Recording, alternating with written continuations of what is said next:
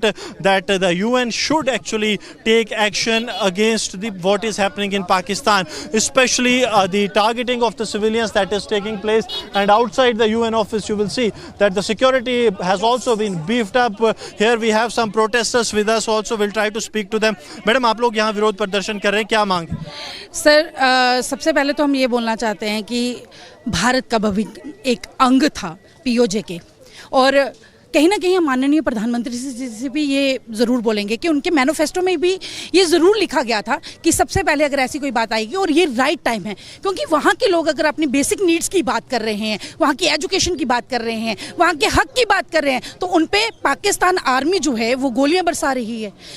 ये एक human right का वायलेशन चल रहा है, और पूरे भारत के ऊपर अब नज़र टिका के वो लोग कहाँ, हम यूएनओ से, स्पेशली पीसफुल कंट्री से बोलना चाहते हैं कि थोड़ा गौर फरमाइए इस तरफ भी, क्योंकि ये एक भारत है और ये भी एक हमारे पूरे विश्व में जब भी कोई ऐसी बात होती है तो सारी कंट्रीज की नज़र भारत पे ज़रूर होती है। क्या अब उनको ये नहीं दिखाई दे रहा कि उन्हीं के लोग, पीओके के लोगों को, जो कि अपने राइट्स की बात कर रहे हैं, छोटी छोटी नीड्स की बात कर रहे हैं, उन्हीं पे गोलियां बरसाने के लिए बम्बारिंग करना, ये कहाँ का एक अधिकार है? कहाँ का अधिकार है सर? आपसे जानना चाहूँगा। यूएन साइलेंट है, क्या कहेंगे?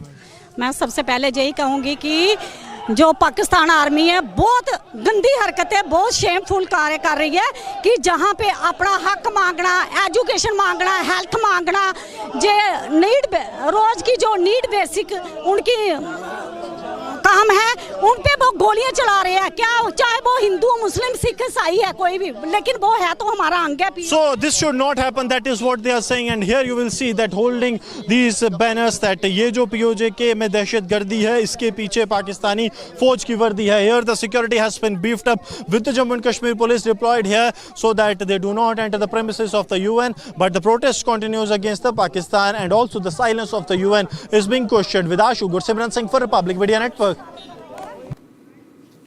The top focus, India's monsoon session brings widespread chaos, destruction across multiple states.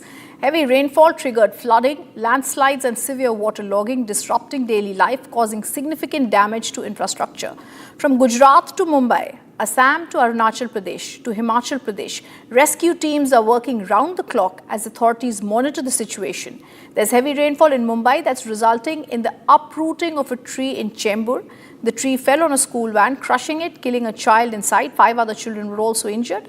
The monsoon fury has begun across the country.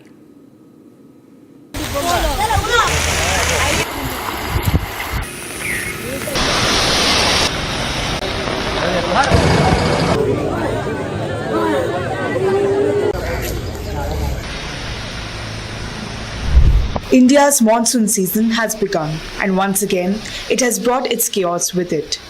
Several states are bearing the brunt, from heavy rains and floods to landslides and waterlogging. In Gujarat, rainfall has triggered flooding in low-lying areas, disrupting daily life. Rescue teams are on high alert as water levels continue to rise in several districts. रात को बारिश गिरने की वजह से मेरे चाचा के घर के ऊपर पूरा दीवार गिर गया है। अंदर 4 लोग थे, उनमें से यहाँ पे जो लोग 2-3 बंदे थे तो 2 लोग को निकाला और दो लोग अंदर फंस गए थे। फिर फायर ब्रिगेड आया, फायर ब्रिगेड बुलाया, फिर फायर ब्रिगेड आके उन दोनों को निकाला। फिर हम सिविल हॉस्पिटल में लेके गए, फिर डॉक्टर ने बोला कि उनका मृत्यु हो गया है। तो ये घटना रात को बारिश होने की वजह से, दीवार की वजह से घटना हुई है। Mumbai is once again struggling with severe waterlogging. Heavy downpours have brought traffic to a standstill, with many areas reporting knee-deep water on roads.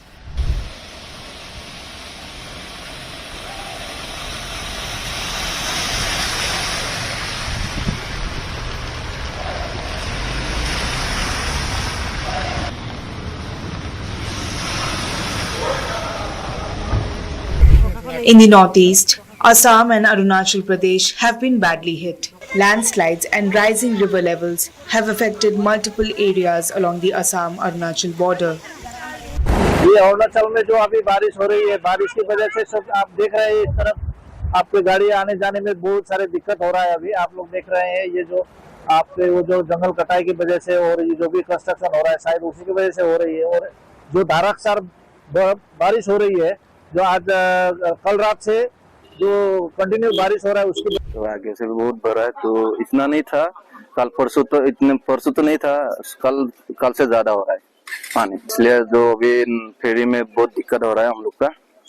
तो अभी जो पैसेंजर जितना भी तकलीफ में है, तो इसलिए तो थोड़ा जितना हो सकता है, तो पानी जब कम होगा तब पहले जैसा था ऐसे होगा। तो इसलिए सब ऐसे ऊपर वाला को ये दुआ कर रहा हूँ पहले वाला हो जाए। तो Several roads have been blocked and authorities are monitoring the situation closely as continuous rains threaten to worsen the flooding. पानी बहुत हो गया था, हम लोग का घर से दिखाई नहीं दिया है, सब लेके चला गया है।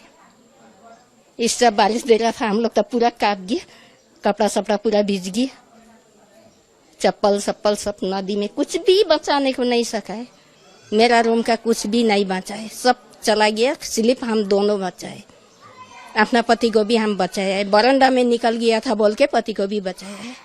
पास में जहाँ वाल लगाया है ना, उधर में नीचे में वो है नदी है, इस में वाल लगाया है। अब नदी बढ़ने से भी हम लोग को तो पता नहीं चलेगा, वाल है कैसे देखेगा। कि मैक्सिमम हम लोग का 100 में से जो 80% है वो विक्टिम्स है, और जो 20 या 30% है हम लोग जो ये डी और सी बी ये क्वार्टर साइड में है, जो कि अभी सेफ्टी है। तो हम लोग का नंबर्स थोड़ा कम है, तो मैक्सिमम जो विक्टिम्स है उसका नंबर्स ज्यादा है। तो Lahore Spiti in Himachal Pradesh is also facing the impact of heavy monsoon rains. The picturesque region of Jispa is now seeing significant damage. Jispa's roads and infrastructure are being affected by landslides and flash floods.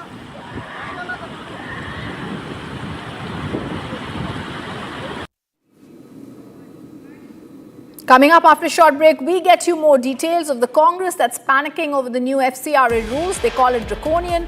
They seek a rollback. Much more after a short break. Stay on with us.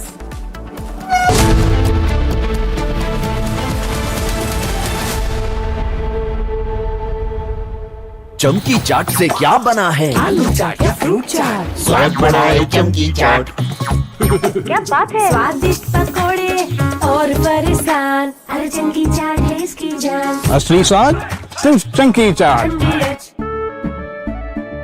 केसरिया से मन जोगी हुआ रे, दिल झूमे देखो मतवारा हुआ रे।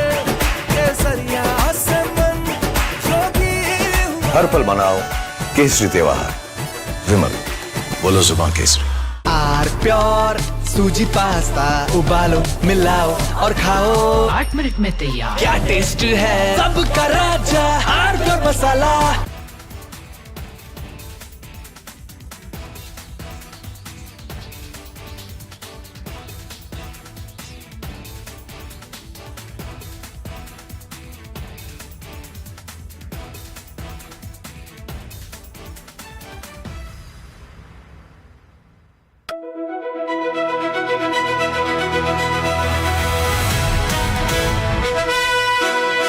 By the way, viewers, I'm driving in Delhi with Delhi wala boy Aman Gupta, who is too busy waving to his fans than talking to me.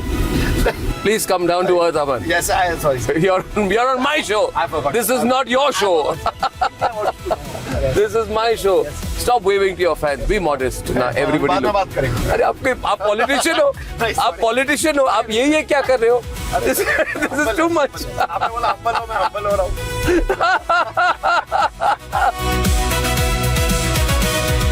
You became very famous during Balika Badhu.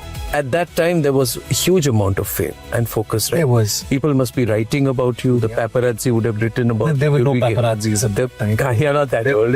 Don't. No, I mean it. There were no paparazzi. You were no paparazzi at that time. There were no paparazzis. This has happened now. This is There was no Viral Bayani then. Back then, it was just, What do you mean back then? No, if you keep talking, I'm over a decade older to you. If you keep saying back then I'll stop driving the car here. No, I'm sorry. I don't mean. What am I then? Back then.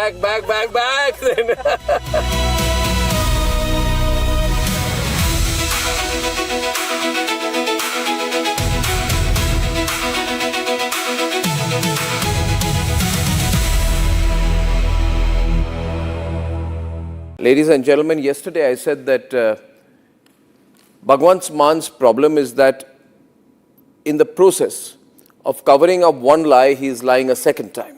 So to cover two lies, he lies a third time and a fourth time. And now he's in a big trap. He is doing everything possible to save his job. But it's going to become more and more difficult for him. Plus, I think he has some very foolish advisors. You see, this controversy is about a younger Bhagwant Mann. He's about 52 years now, 52 or 53. And the video apparently goes back to the time he was 39 years old. This is a video he's released. Let me first show you the other video, the controversial video. This, ladies and gentlemen, is a picture of Bhagwant Mann at the age of 39.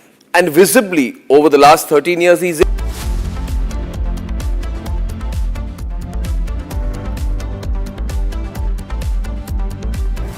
थोड़े में ज्यादा स्वाद यही तो है इसकी खास बात। वाओ मामा, क्या स्वाद है? अरे मेरे राजा, सबका राजा और मसाला। केसरिया से मन जोगी हुआ रे, दिल झूमे देखो मतवारा हुआ रे।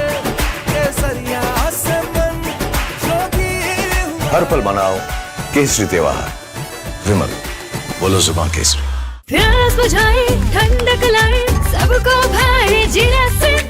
MTH का जलजीरा जीरा से। जीरा से असली रिफ्रेशिंग, असली स्वाद, असली मजा। Ladies and gentlemen, I want to talk tonight about an incident where an FIR got registered against 4 people. This is an incident which has happened in Madhya Pradesh, in Ujjain, and there is this strange video which shows a van suspended about 40 feet in the air. And it's suspended with a crane, some kind of a huge big crane.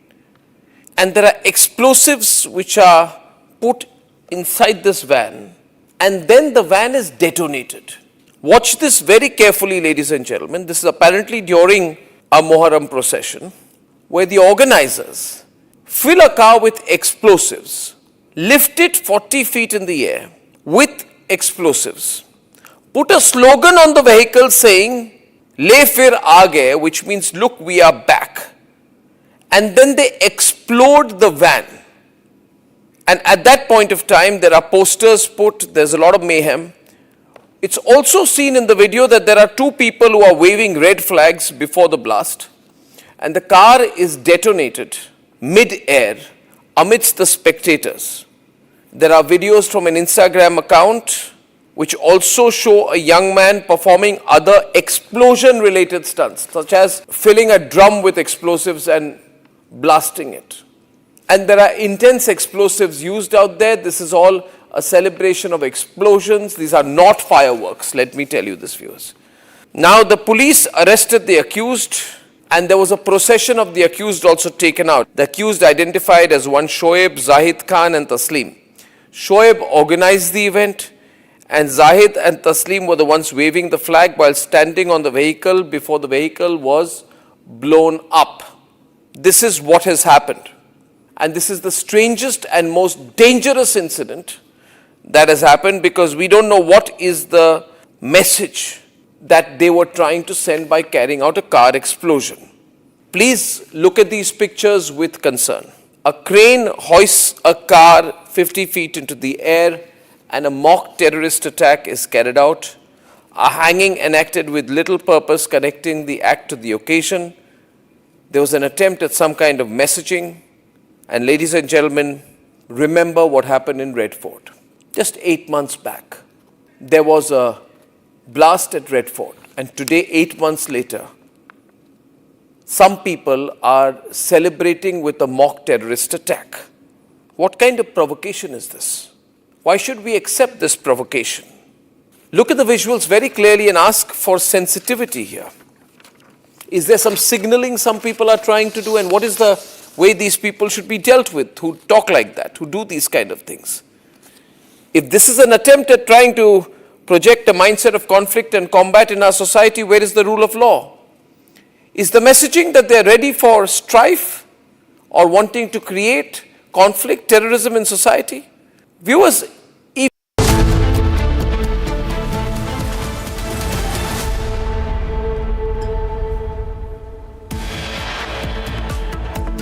Union Home Minister Amit Shah launches the new FCRA 2.0 portal and EOCI cards in New Delhi. Congress panics over new FCRA rules, calls it draconian and seeks rollback. As Pakistan holds anti-India conference, Aman Ki Asha lobby in India seeks talks with terrorist state. Mainstream opposition joins Hurriyat leaders in asking for India-Pakistan talks 1 year after Pahalgam and Operation Sindoor. Aman Ki Asha gang strikes again.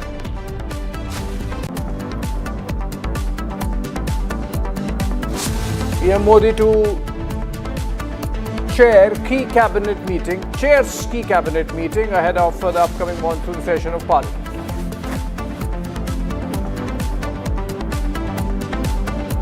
Sources say Ayodhya police could seek permission to rope in ED. Final call on ED probe to be taken by the DGP.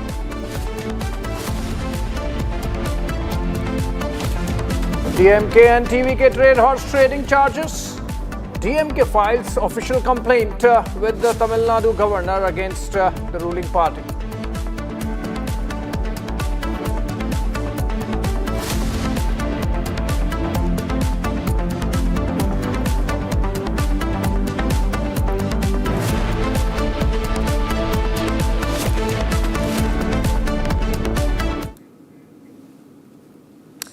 Welcome back, friends. Union Home Minister Amit Shah launched the FCRA 2.0 portal and the new EOCI card system aimed at simplifying compliance, enhancing transparency and strengthening real-time monitoring through technology. But amid all this, the opposition is in complete panic over FCRA as foreign funds are now under real-time scanner. We have the likes of KC Venugopal of the Congress party writing a letter to the Prime Minister and taking cudgels on behalf of those NGOs which are facing the heat on account of change rules that kicked in on June 22. As per the new guidelines, there is going to be real-time monitoring of the foreign funding. There is going to be specifications given by the NGOs as to for what cause they are taking the funds, and whether this is for proselytization, this is for missionary activity, this is for the poor, this is for the medicine. They have to give all details of the causes for which that foreign funding is being taken, as also the territory. So for example, if the missionary activity is to be carried out in Chhattisgarh, the organization or the NGO receiving those funds needs to specify that this fund is going to be spent in this particular district of that particular state.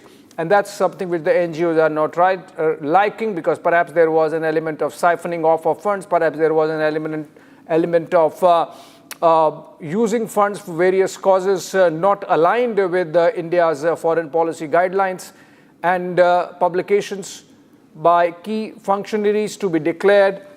This means that the FCRA guidelines now include broader restrictions which are not being liked. In fact, the latest CPI's D. Raja has reacted to the government and claims that the centre is trying to suppress the voice of the minorities in India. That's what the CPI believes, that these new FCRA guidelines amount to suppressing the voice of the minority. He says that the opposition will debate this issue in Parliament when the Parliament convenes in the monsoon session later this month. Let's listen to D. Raja.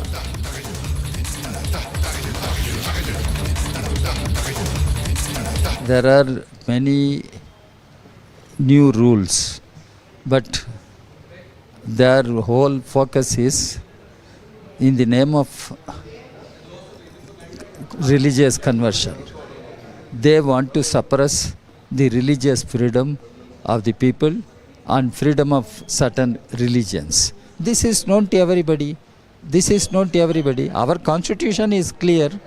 From Article 25 you go down, people can follow any faith, and they have the freedom to propagate also. But why these new rules are being framed?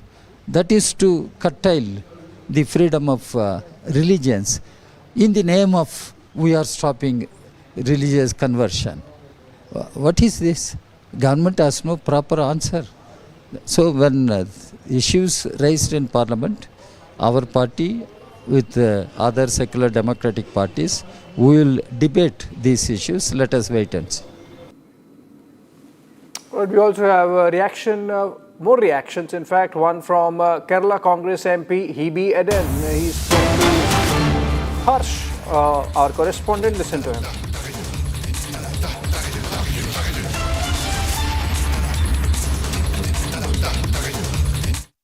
The FCRA 2.0 bill that has been amended by the Home Ministry yesterday.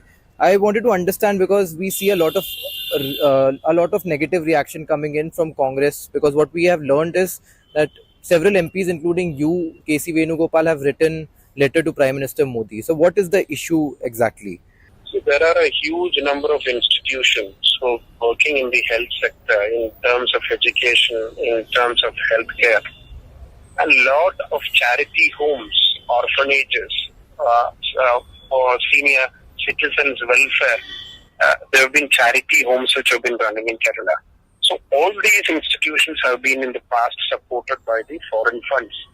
And in order to monitor this, in order to create a transparency, the government of India has already created a channel whereby all the FCRA registered organizations have to be registered in the SBI Parliament Street branch, where its transactions are quite transparent, and proper auditing of these institutions also have been done in the past.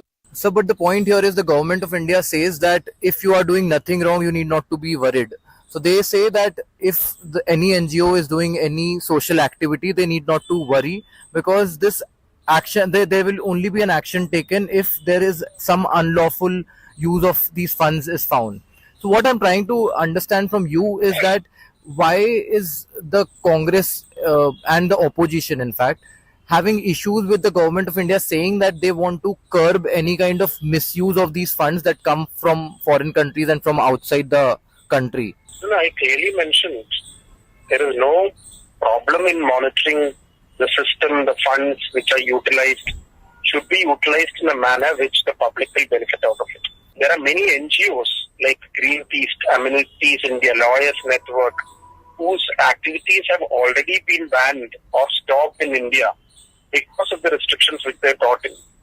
Again, this is particularly targeting the minorities, where the BJP and the Sangh forces and the government of India want to control the minorities, want to show them how.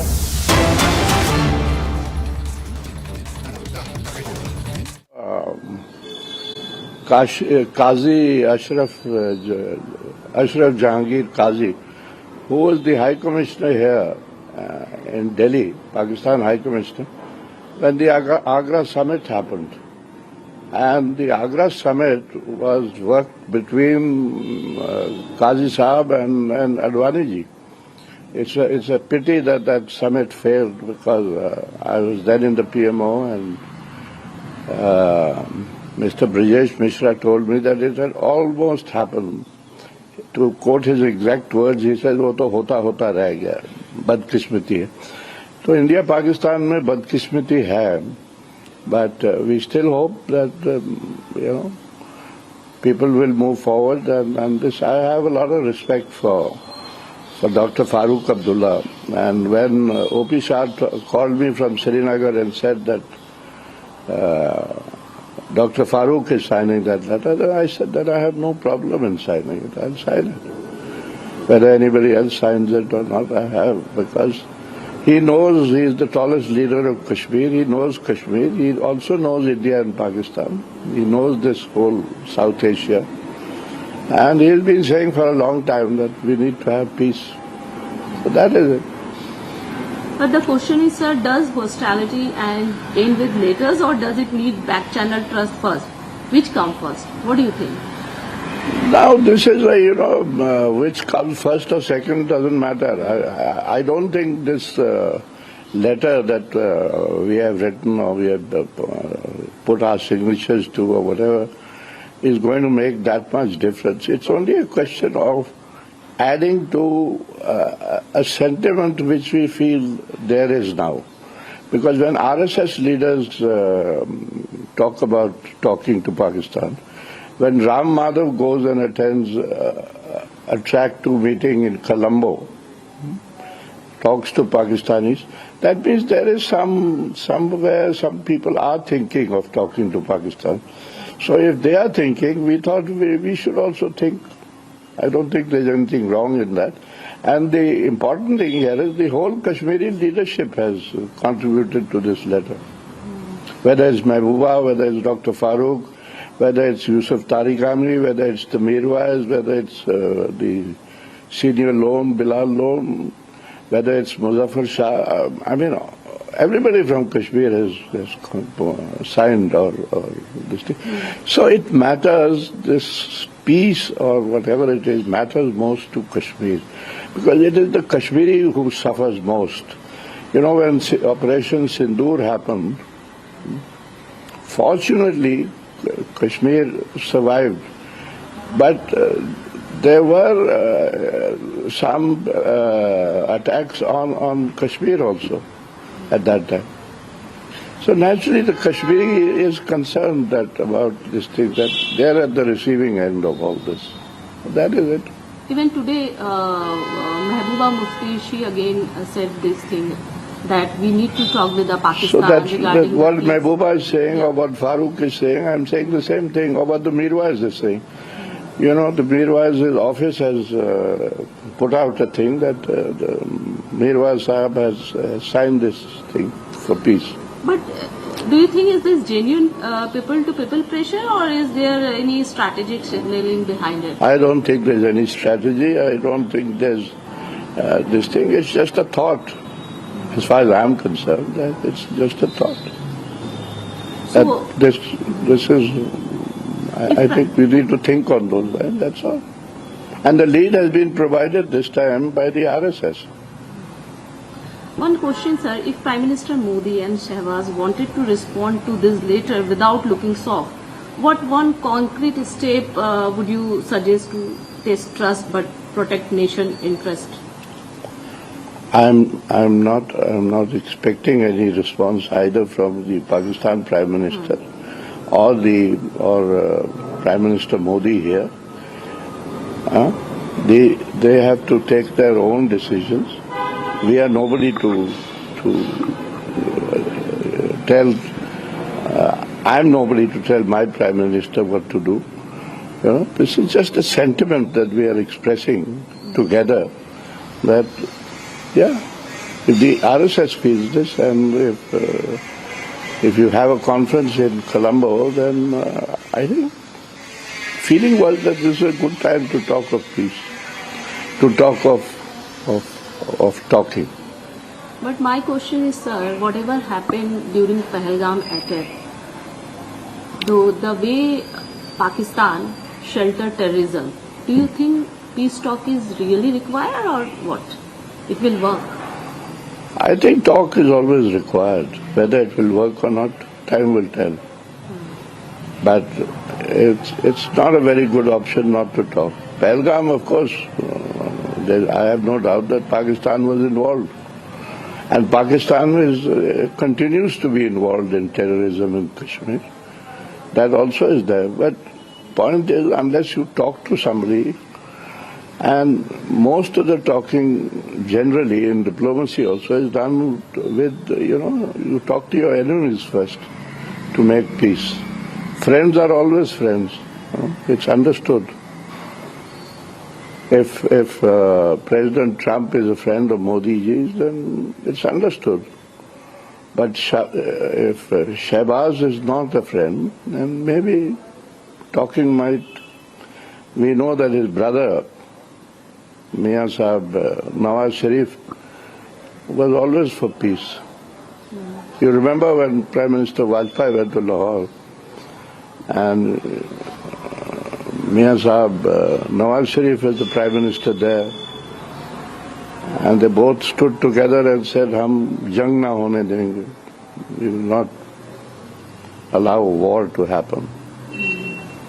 So there have been sentiments expressed in the past, and I'm nobody But if you go back to Atal Bihari Vajpayee or you go back to Dr. Manmohan Singh, and even our Prime Minister has said in the context of the Ukraine problem or even the Iran thing, that war is not an option. War will not solve anything. I think Modi ji has said this quite a few times. So there is a question. I remember during your book launch you said that we have to move forward with the Pakistan, we have to need talk. So you are strict on this, that we have to need to talk with the Pakistan only.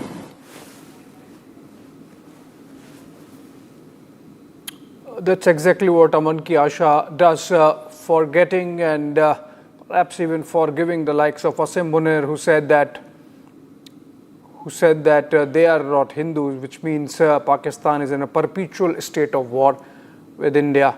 That's our focus in the prime time. But moving on for now, a breaking news development: high-level committee on demographic changes that was formed by the centre called on the Union Home Minister Amit Shah. The committee, led by Justice Prakash Navlekar, informed the minister about its decisions to visit various states and union territories to get first-hand ground-level details. The committee will also interact with ministries of central government to receive feedback on subjects related to demographic changes. I believe we have Niranjan joining us for more on this. This was a demographic change committee that was announced by Prime Minister Narendra Modi during his Independence Day speech last year. Subsequently, the committee was set up under the chairmanship of retired Supreme Court Judge Justice P.P. Navlekar, and the committee has started its work, making a courtesy call on the Union Home Minister. Let's go to Niranjan for more on this. Niranjan, the committee led by Justice Navlekar has met Union Home Minister. They want to travel across the country. Obviously, their focus would be those particular geographies where demographic change is more pronounced, like the Northeast and some pockets in the tribal belt. What are you hearing about what transpired between the committee and the Union Home Minister? Abhishek, essentially the Home Minister has met them. I think what the biggest takeaway for us when we wanted to bring out the story was to tell people that the government is looking at the demographic change in a very big way. When we say demographic change, what do we say when it's when we mention demographic change? Why was the SIR brought in? The SIR was brought in to weed out infiltrators, to weed out illegal voters from the system. There is a demographic change which is happening rapidly, especially in some states, border states like Assam, states like Bengal, and across India. Demographic change, even in some southern states like Karnataka, demographic change is a concern. When you have infiltrators moving in large numbers, and there is a concerted attempt to use that for different purposes. Now, the Prime Minister spoke about demographic change in a panel to study demographic change, and this panel has called on the Home Minister. Why is it critical? It's critical because it tells you the government is working towards a direction, and that direction is to ensure that we stop the demographic change. And politically speaking, different political parties, including NDA parties mostly, have stressed on why they need to fight this demographic change. Some speak of having more children for Hindus, etc. Now, there is a pattern to it. Now, specifically speaking about today's meeting, some of the takeaways from the meeting include, one, that the Home Minister, the high-level committee has spoken about with the Home Minister about their decisions, and one of those decisions, like you mentioned, is to visit all the different states and union territories. Secondly, this committee will also interact with ministries of central governments to get feedback on subjects related to demographic change. So initial exercise has begun. This is very initial stages. The high-level committee is also informed that a detailed questionnaire has been prepared to receive relevant information from states or union territories in advance to make it more interactive. The Home Minister, while talking about the strategy that they've adopted, that is the committee's adopted, has directed the Home Secretary to provide all possible assistance. The Home Minister has also suggested that a high-level committee will provide its recommendation at the earliest, And this is after the Prime Minister, of course, had announced high-powered demography mission from his speech on the 15th of August 2025. And the government had also constituted a high-level committee to study the demographic changes arising primarily from illegal immigration and other abnormal reasons to suggest measures to deal with these demographic changes. It is a concern, Abhishek. You've seen, the population patterns change rapidly, unexplainably in many parts of the country, linked to infiltration mostly. And I think it's linked to the overall aim of the government to fight that. You saw that with SIR, now with this demography mission. All right. Thank you so much, Niranjan, for that update. And we, of course, would keep close track of what transpires in that demographic committee and its work as they travel across the country. Moving on for now, and some news from Karnataka. 3 persons, including 2 children, were declared dead after a massive landslide buried a house in the Nagori area of Mangaluru. The rescue operation has been concluded, and they pulled out the 3 survivors, 1 man and 2 girls, who were later shifted to a hospital for treatment. The incident occurred behind the Kankanadi police station when a hillock adjacent to a residential building suddenly collapsed. Here are the details.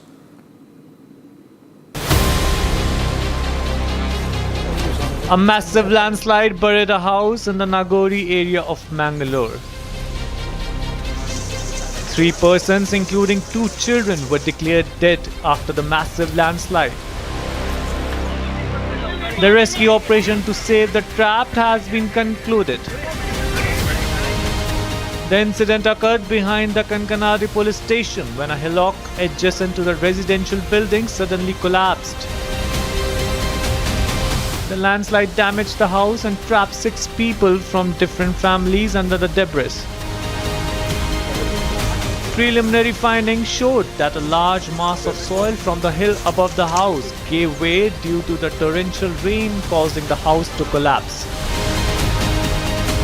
Meanwhile, rescue teams pulled out 3 survivors, 1 man and 2 girls, who were later shifted to hospital for treatment.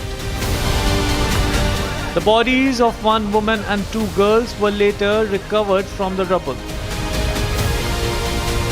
However, 3 others, including 2 children, could not be saved and reportedly died due to suffocation.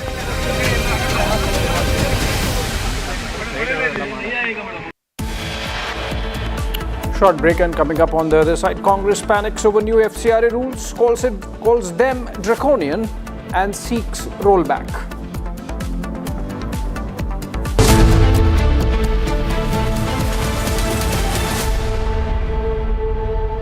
चमकी चाट से क्या बना है? Sandwich, लस्सी और छाछ। हर घूंट में चमकी चाट, ड्राई फ्रूट और दही बड़े। चमकी चाट से स्वाद बढ़े। असली स्वाद सिर्फ चमकी चाट। AU करंट अकाउंट के साथ मिलता है free UPI QR overdraft facility और एक ही ऐप से बैंक के सारे काम। AU सोच बदलो और बैंक भी। केसरिया से मन जोगी हुआ रे, दिल झूमे देखो मतवारा हुआ रे।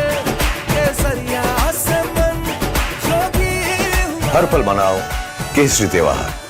विमल, बोलो जुबान Kesari.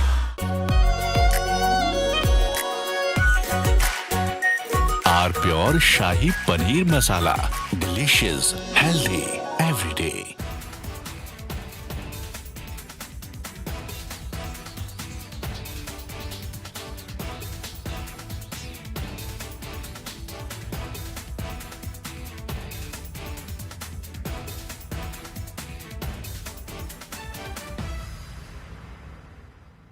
Ladies and gentlemen, yesterday I said that Bhagwan Man's problem is that in the process of covering up 1 lie, he is lying a 2nd time.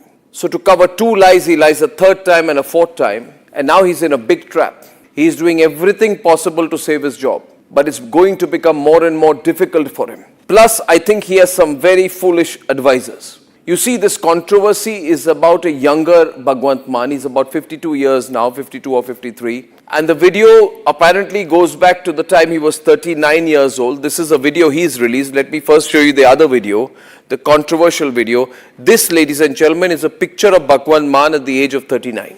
And visibly, over the last 13 years, he's aged. There's nothing wrong with that. We all age. But there's a distinct difference in facial appearance.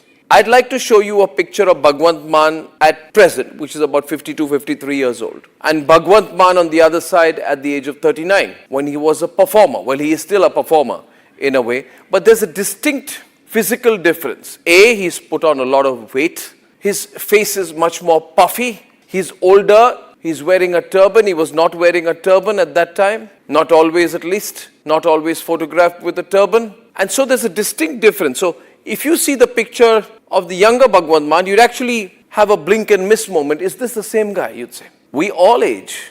But some people, their appearance changes distinctly between 12 to 13 years. They're almost unrecognizable.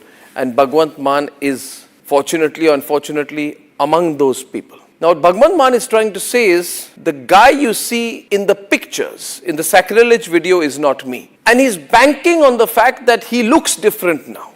Now look at the picture on...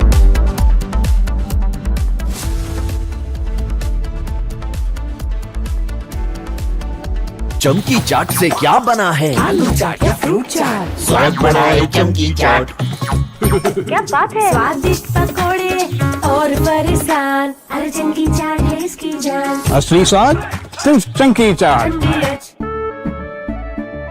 केसरिया से मन जोगी हुआ रे, दिल झूमे देखो मतवारा हुआ रे।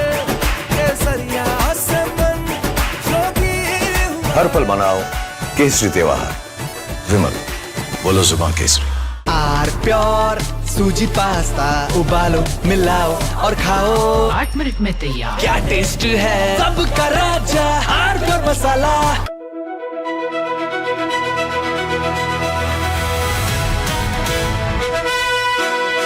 By the way, viewers, I'm driving in Delhi with Delhi wala boy Aman Gupta, who is too busy waving to his fans than talking to me.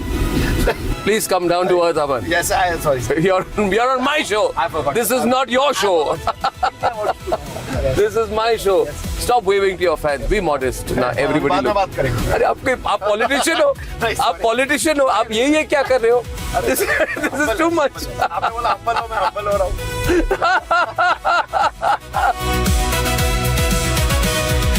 You became very famous during Balika Badhu. At that time, there was a huge amount of fame and focus. Right? There was. People must be writing about you. The paparazzi would have written about you. There were no paparazzis at that time. You're not that old. Don't No, I mean it. There were no paparazzi. You were no paparazzi at that time. There were no paparazzis. This has happened now? There was no Viral Bayani then?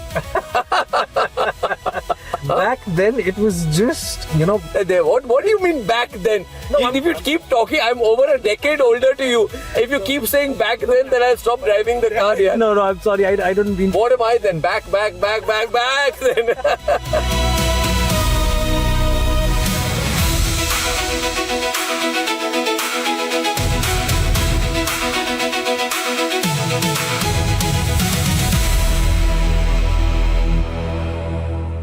Ladies and gentlemen, yesterday I said that Bhagwant Mann's problem is that in the process of covering up one lie, he is lying a second time. So to cover 2 lies, he lies a third time and a fourth time. And now he's in a big trap. He is doing everything possible to save his job. But it's going to become more and more difficult for him. Plus, I think he has some very foolish advisors. You see, this controversy is about a younger Bhagwant Mann. He's about 52 years now, 52 or 53. And the video apparently goes back to the time he was 39 years old. This is a video he's released. Let me first show you the other video, the controversial video. This, ladies and gentlemen, is a picture of Bhagwant Mann at the age of 39. And visibly, over the last 13 years, he's aged. There's nothing wrong with that. We all age. But there's a distinct difference in facial appearance. I'd like to show you a picture of Bhagwant Mann at present, which is about 52, 53 years old. And Bhagwant Mann on the other side at the age of 39, when he was a performer. Well, he is still a performer in a way. But there's a distinct physical difference. From Asia's largest news headquarters, setting the agenda for Bharat.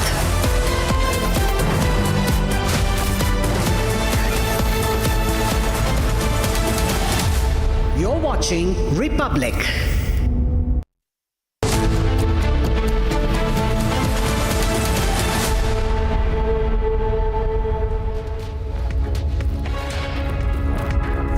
Hello and a very warm welcome. You're watching Republic TV. I'm Yesu Bharadwaj. Lots lined up for you on the news wheel ahead. But first, like usual, a check on your headlines. Union Home Minister Amit Shah launches new FCRA 2.0 portal and EOCI card in New Delhi. Congress panics over new FCRA rules, calls it draconian and seeks an immediate rollback.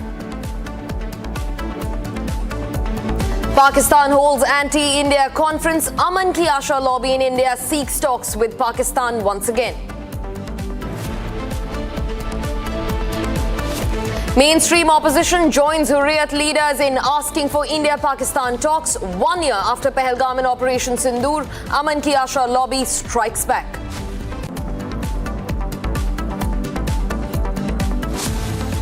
Prime Minister Modi chairs key cabinet meeting ahead of the upcoming monsoon session of the parliament.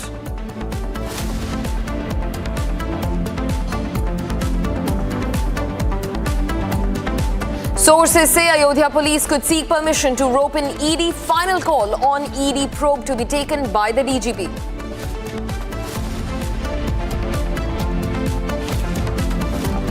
DMK and TVK trade horse trading allegations. DMK files official complaint with Tamil Nadu governor against TVK.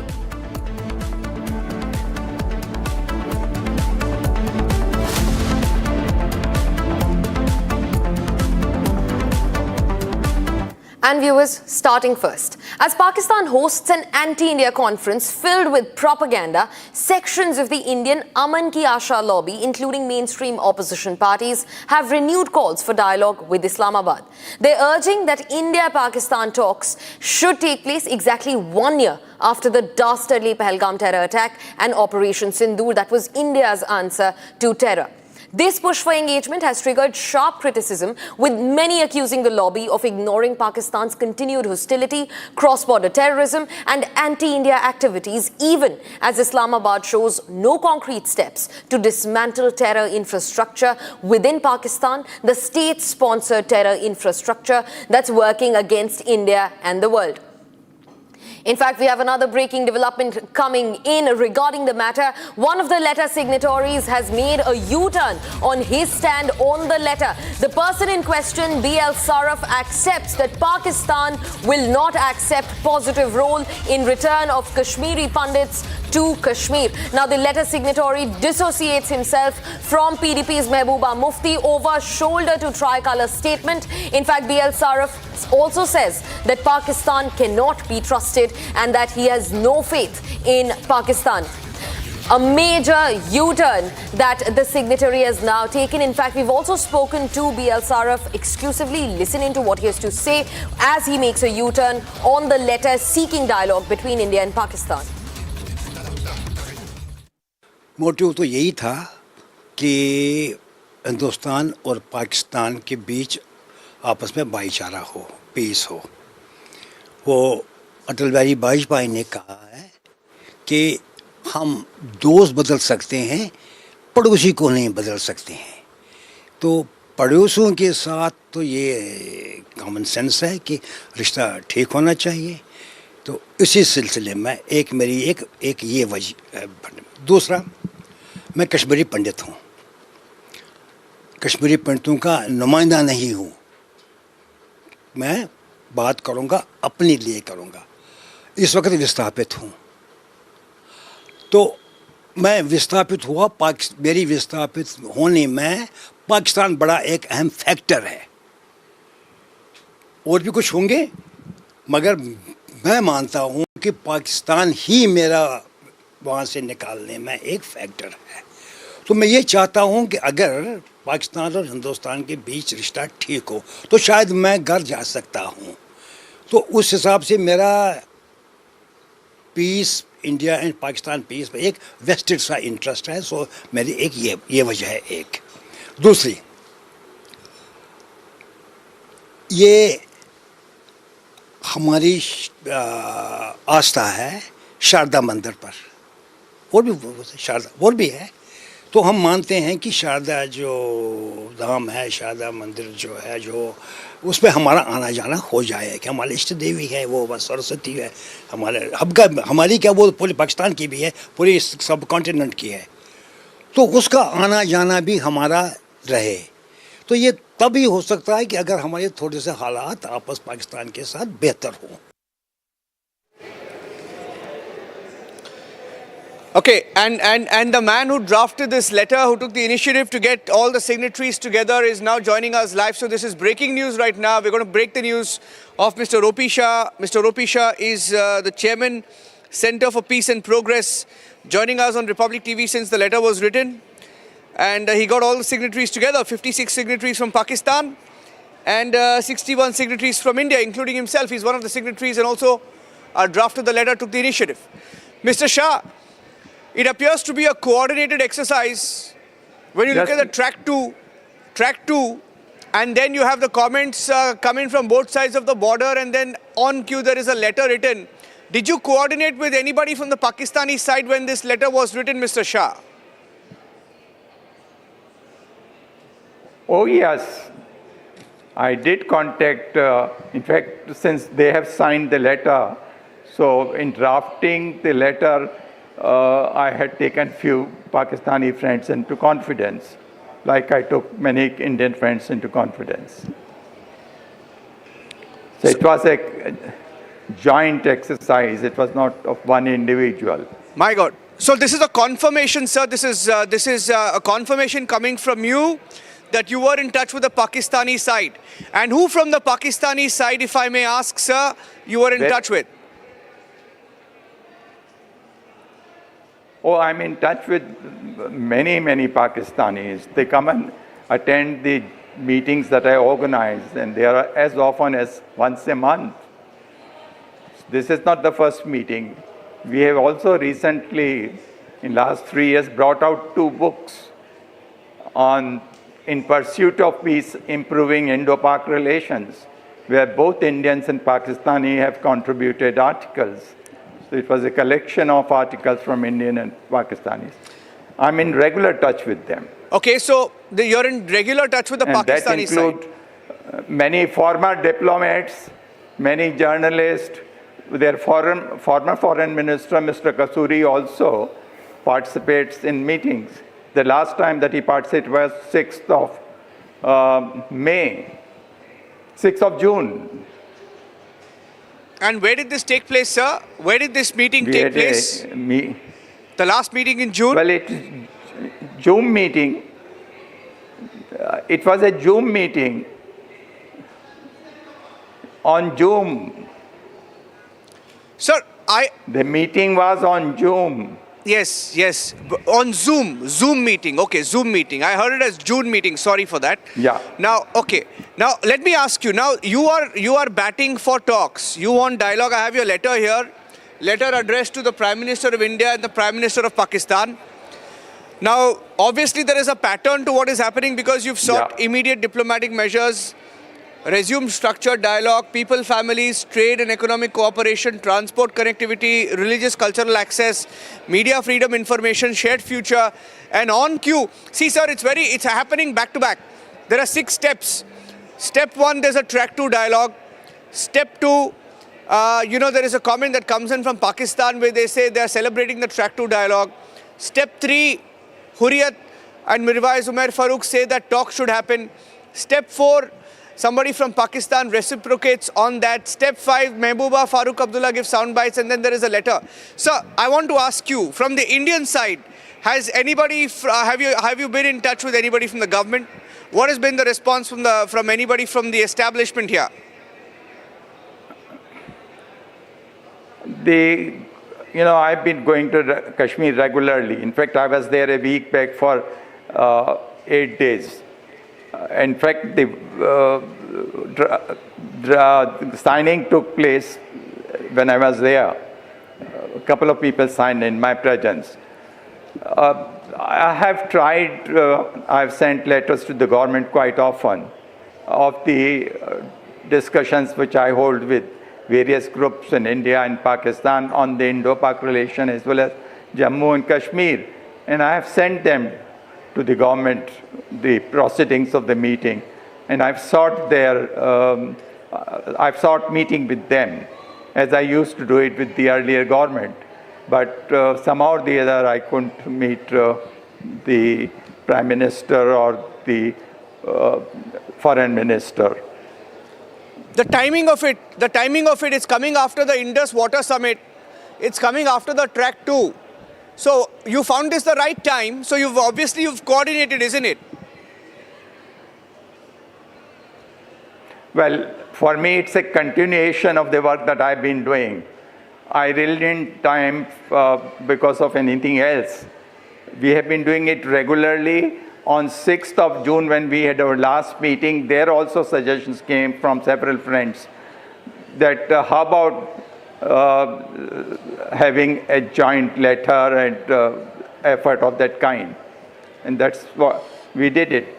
So I want to ask you, for how many years have you been... There was no specific region of doing it now. Yeah. 1991 was the first exercise.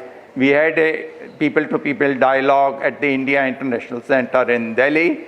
Then I had December 92 in Lahore, Islamabad and Peshawar. And April 92, we had in Islamabad 4.5-day conference, which included men like Kuldeep Nair, Ramjit Falani and Inder Gujral. Amongst others, I've just mentioned 3 names. So I can safely say, Mr. O.P. Shah, I can safely say you're somebody who's been in the India-Pakistan peace circuit for almost 36 years, starting from 1990. Now from 1990, yes. I want to just ask you how many... 91. So that's 37 years. In 37 years, over 1,000 people have been killed by Pakistani terror attacks. You've had the Bombay blast, you've had 26/11, and recently you had Pahalgam attack. So I want to ask you, what gives you the confidence that after this great exercise of yours and all the great exercises that are being done to bring peace with Pakistan, that Pakistan will not come back and kill our Indians? Didn't you think of the Pahalgam terror attack, sir? It's been 1 year since the Pahalgam terror attack. There's no justice yet. The killers are there in Pakistan. Why did you not put in your letter, sir, as a confidence-building measure, why did you not put in your letter the demand asking for the killers of the Pahalgam attack to be brought to India for justice, and maybe that can be a starting point? Because they were last seen with Shoaib Akhtar.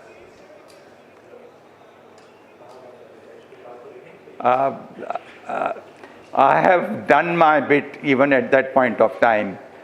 And we did organize. In fact, I was in Srinagar when the operation took place.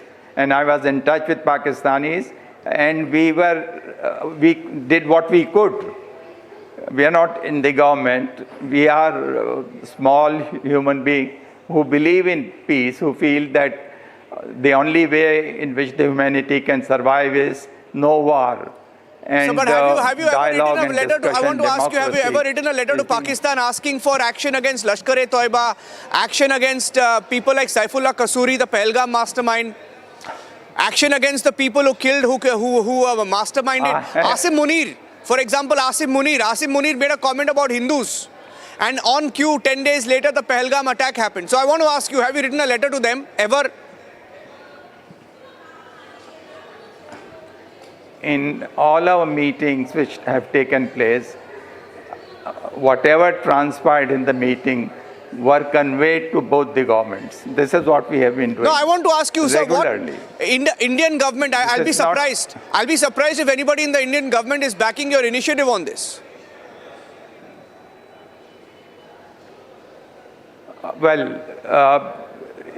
No government is backing us.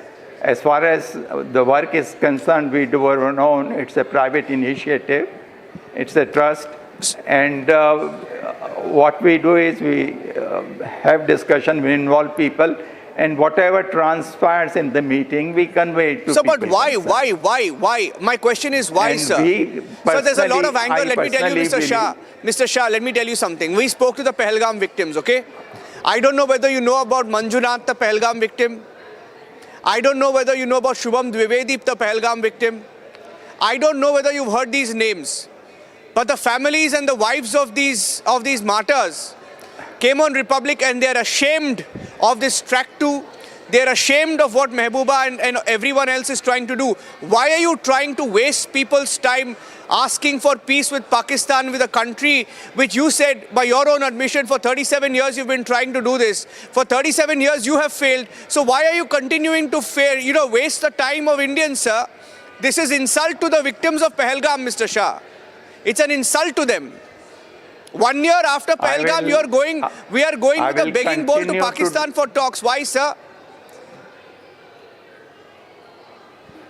I will continue to do whatever I can to promote the cause of peace.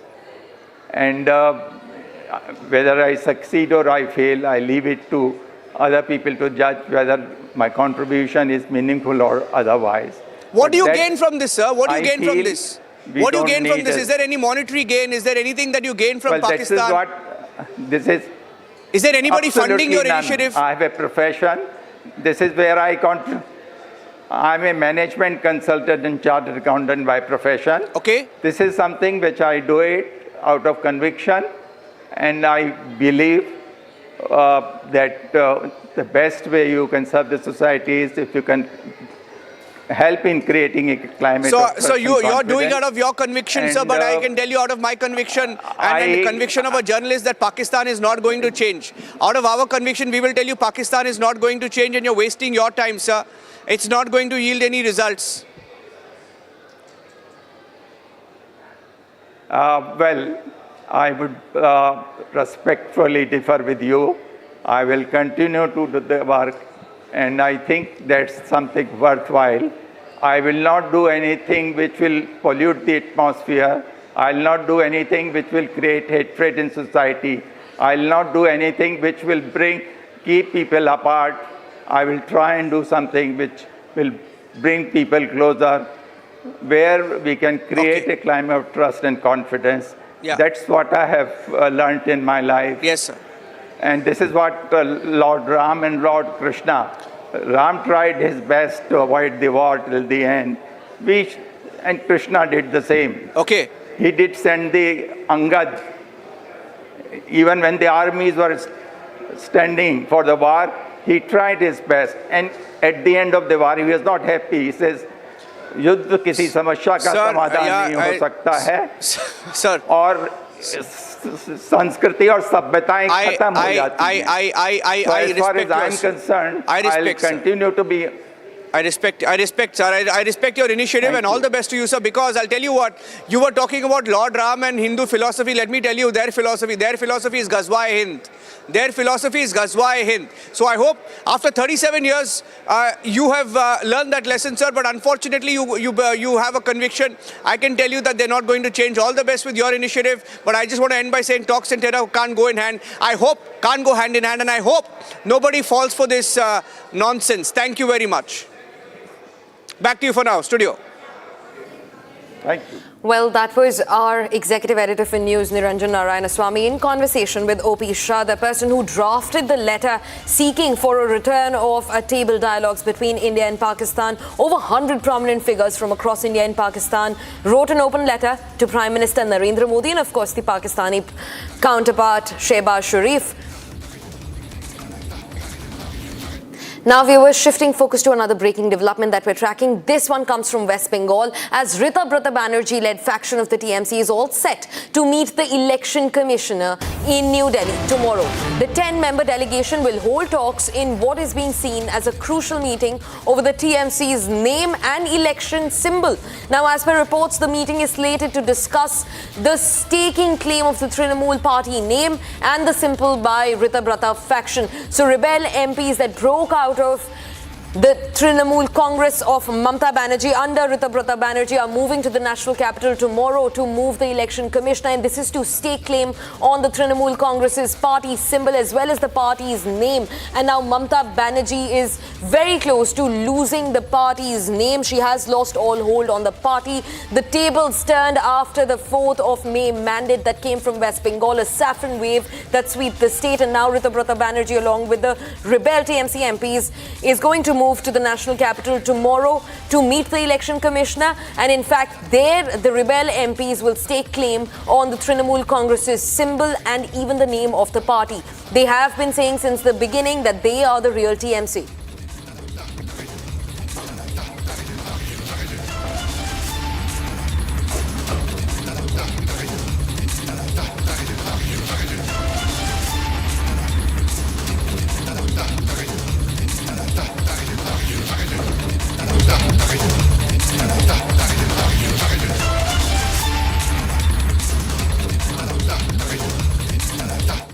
And now viewers, India's defense story is entering a transformative new era, powered by indigenous innovation, cutting-edge emerging technology and a rapidly expanding defense industrial ecosystem.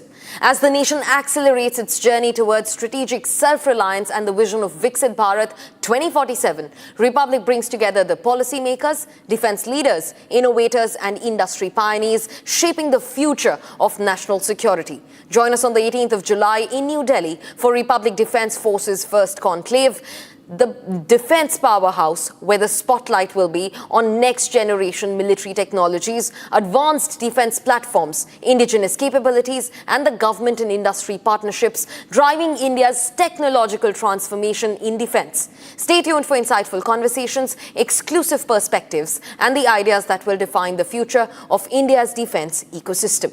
And that's all that we could wrap for you in this edition of Live and Breaking. But don't go anywhere. On the other side, Congress has now gripped in panic over the new FCRA rules. It's calling it draconian and is seeking an immediate rollback of the FCRA 2.0.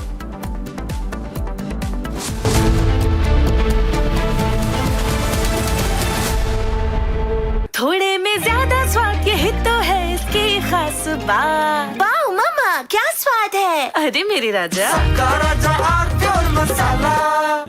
Amity has been ranked India's #1 not-for-profit private university for 11th year, with top 10 ranked institutions in management, engineering, biotech, law, masscom, telecom, hospitality, fashion and more.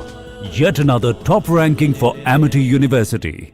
प्यास बुझाए ठंडक लाए सबको भाए जीरा से MTH का जल जीरा जीरा से जीरा से असली रिफ्रेशिंग, असली स्वाद, असली मजा। MTH रानी इस घर में कुछ है जो टूटता नहीं। ये पिलर कभी नहीं टूटेगा। रुंगटा स्टील TMT से बना। रुंगटा नहीं तो घर स्ट्रॉन्ग नहीं। रुंगटा स्टील TMT बार एकदम सॉलिड।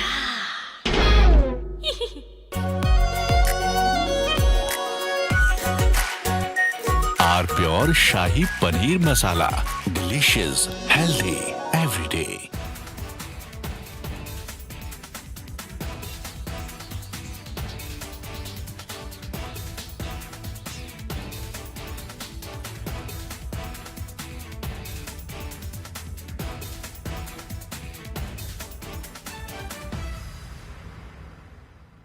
चमकी चाट से क्या बना है? आलू चाट या फ्रूट चाट, स्वाद बनाए चमकी चाट। क्या बात है? स्वादिष्ट पकोड़े और फरसान, अरे चमकी चाट है इसकी जान। असली स्वाद सिर्फ चमकी चाट।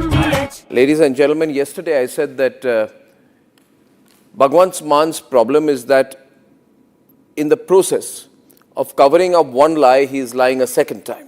So to cover two lies, he lies a third time and a fourth time. And now he's in a big trap. He is doing everything possible to save his job. But it's going to become more and more difficult for him. Plus, I think he has some very foolish advisors. You see, this controversy is about a younger Bhagwant Mann. He's about 52 years now, 52 or 53. And the video apparently goes back to the time he was 39 years old. This is a video he's released. Let me first show you the other video, the controversial video. This, ladies and gentlemen, is a picture of Bhagwant Mann at the age of 39. And visibly, over the last 13 years, he's aged. There's nothing wrong with that. We all age. But there's a distinct difference in facial appearance. I'd like to show you a picture of Bhagwant Mann at present, which is about 52, 53 years old. And Bhagwant Mann on the other side at the age of 39, when he was a performer. Well, he is still a performer in a way. But there's a distinct physical difference. A, he's put on a lot of weight. His face is much more puffy. He's older. He's wearing a turban. He was not wearing a turban at that time. Not always, at least. Not always photographed with a turban. And so there's a distinct difference. So if you see the picture of the younger Bhagwant Mann, you'd actually have a blink and miss moment. Is this the same guy, you'd say? We all age. But some people, their appearance changes distinctly between 12 to 13 years. They're almost unrecognizable. And Bhagwant Mann is, fortunately or unfortunately, among those people. Now, what Bhagwant Mann is trying to say is, the guy you see in the pictures,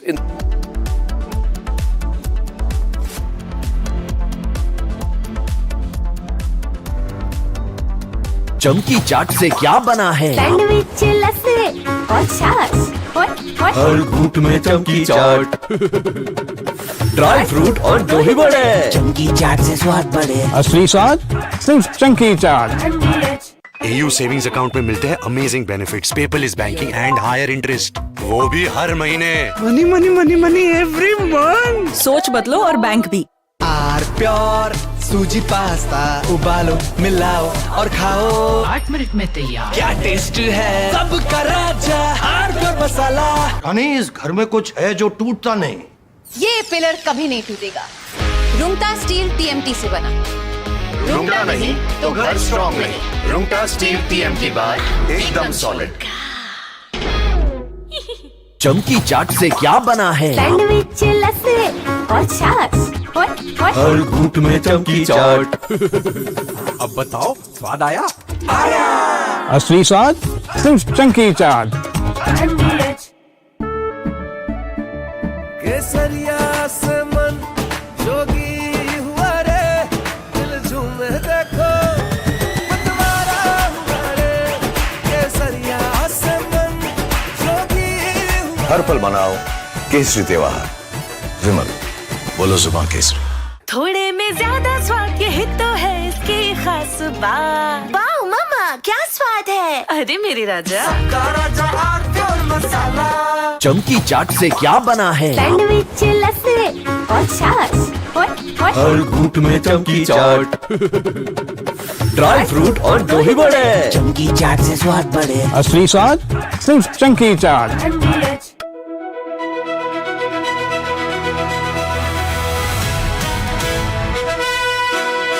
By the way, viewers, I'm driving in Delhi with Delhi wala boy Aman Gupta, who is too busy waving to his fans than talking to me.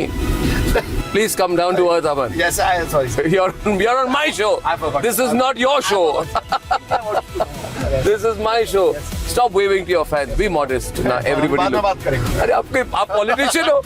आप politician हो. आप ये क्या कर रहे हो? This is too much. आपने बोला humble हो, मैं humble हो रहा हूँ।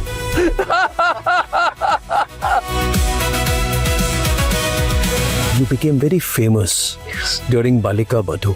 At that time, there was a huge amount of fame and focus. Right? There was. People must be writing about you. The paparazzi would have written about you. There were no paparazzis at that time. You're not that old. Don't No, I mean it. There were no paparazzi. You were no paparazzi at that time. There were no paparazzis. This has happened now? There was no Viral Bayani then? Back then, it was just, What do you mean back then? No, if you keep talking, I'm over a decade older to you. If you keep saying back then I'll stop driving the car here. No, I'm sorry. I don't mean... What am I then? Back then.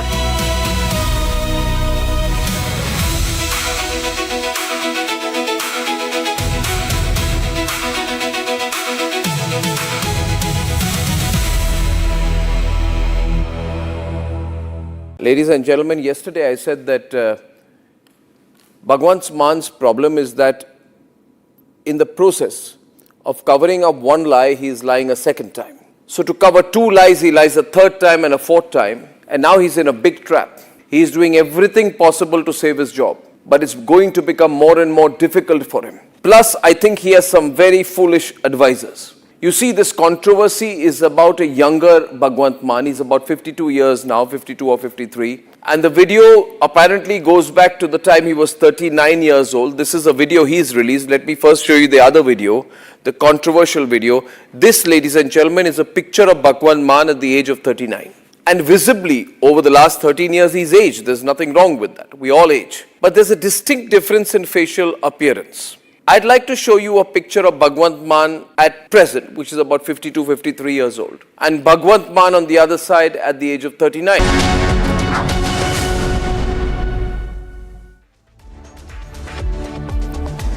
Good evening. Welcome to this edition of Our Global. We're going to begin with a major diplomatic engagement that's happening in New Delhi. Japanese Prime Minister Sanae Takaichi is all set to arrive in India for her first official visit since taking office. Both sides set to hold the 16th India-Japan Annual Summit aimed at expanding cooperation in trade, technology, defense, and also the Indo-Pacific region. We're getting you that big story. Next, we turn to rising tensions that are taking place in this region. India has strongly condemned Pakistan's airstrikes inside Afghanistan, calling them a blatant act of aggression. It's an assault on Afghan sovereignty. We're also going to tell you after that, we head to the United States, where the Supreme Court has upheld birthright citizenship. They've rejected President Donald Trump's attempt to limit automatic citizenship for children born on American soil. The ruling marks a significant setback for Trump's immigration agenda. It is expected to have far-reaching legal and political implications. Let's first begin with our headlines. Japanese Prime Minister Sanae Takaichi is set to arrive in India on her first official visit. Prime Minister Modi to host 16th India-Japan Annual Summit. Modi and Takaichi to address trade, defense, critical technologies and Indo-Pacific cooperation at the key summit. India condemns Pakistan's airstrikes in Afghanistan, calls them a blatant act of aggression against Afghan sovereignty.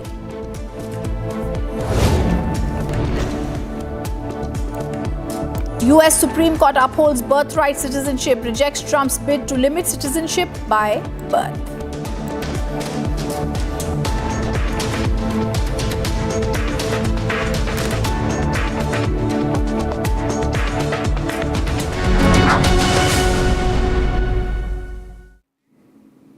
Japanese Prime Minister Sanae Takaichi is arriving in New Delhi on her first official visit to India since taking office. The three-day visit will be seeing Prime Minister Modi and Takaichi hold the 16th India-Japan Annual Summit. There's going to be discussions on trade, investment, critical technologies, defense cooperation. It's a shared vision for free and open Indo-Pacific. Both the countries prepare to mark 75 years of diplomatic ties in 2027. The visit is being seen as a very significant step towards deepening special strategic global partnership. Japan's Prime Minister Takaichi is set to begin a crucial three-day visit to India, underscoring the growing strategic importance of the India-Japan partnership.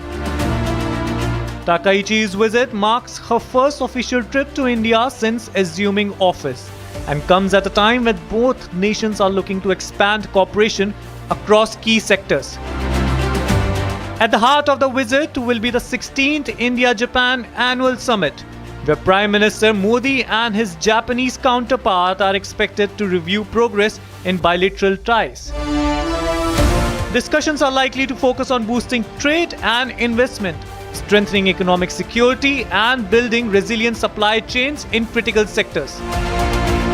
The two leaders are expected to discuss cooperation in emerging technologies, artificial intelligence, advanced manufacturing, as both countries seek to reduce vulnerabilities in global supply chains. Strategic issues will feature prominently, with India and Japan expected to reaffirm their commitment to a free and open Indo-Pacific and enhance coordination through platforms such as the Quad.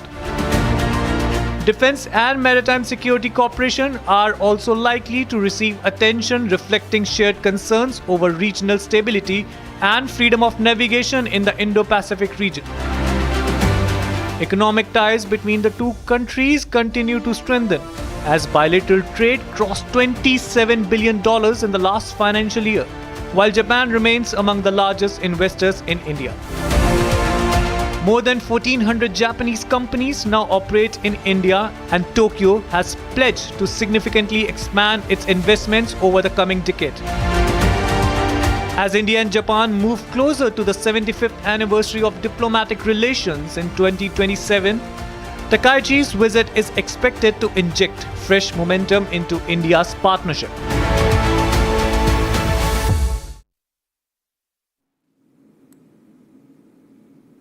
Very critical to understand, viewers, why this is important for us. This is the visit of the Japanese Prime Minister Sanae Takaichi.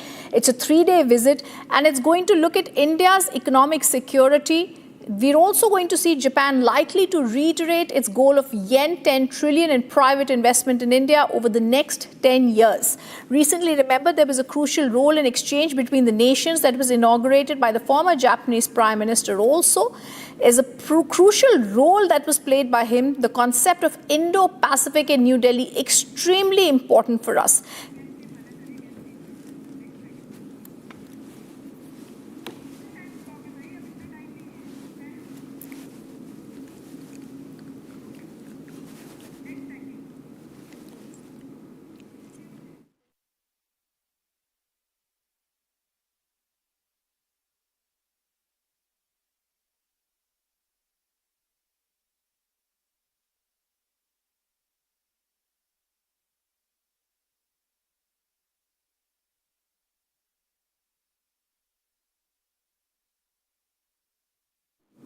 India has strongly condemned Pakistan's recent airstrikes inside Afghanistan, calling them a blatant act of aggression and an assault on Afghan sovereignty.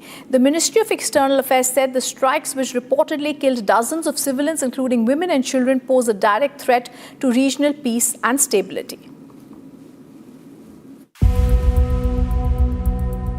India has launched a sharp diplomatic attack on Pakistan over its latest military action inside Afghanistan, condemning the strikes as a violation of Afghan sovereignty and a threat to regional stability. According to Afghan authorities, at least 36 civilians lost their lives and more than 160 others were injured in the strikes, although casualty figures remain contested.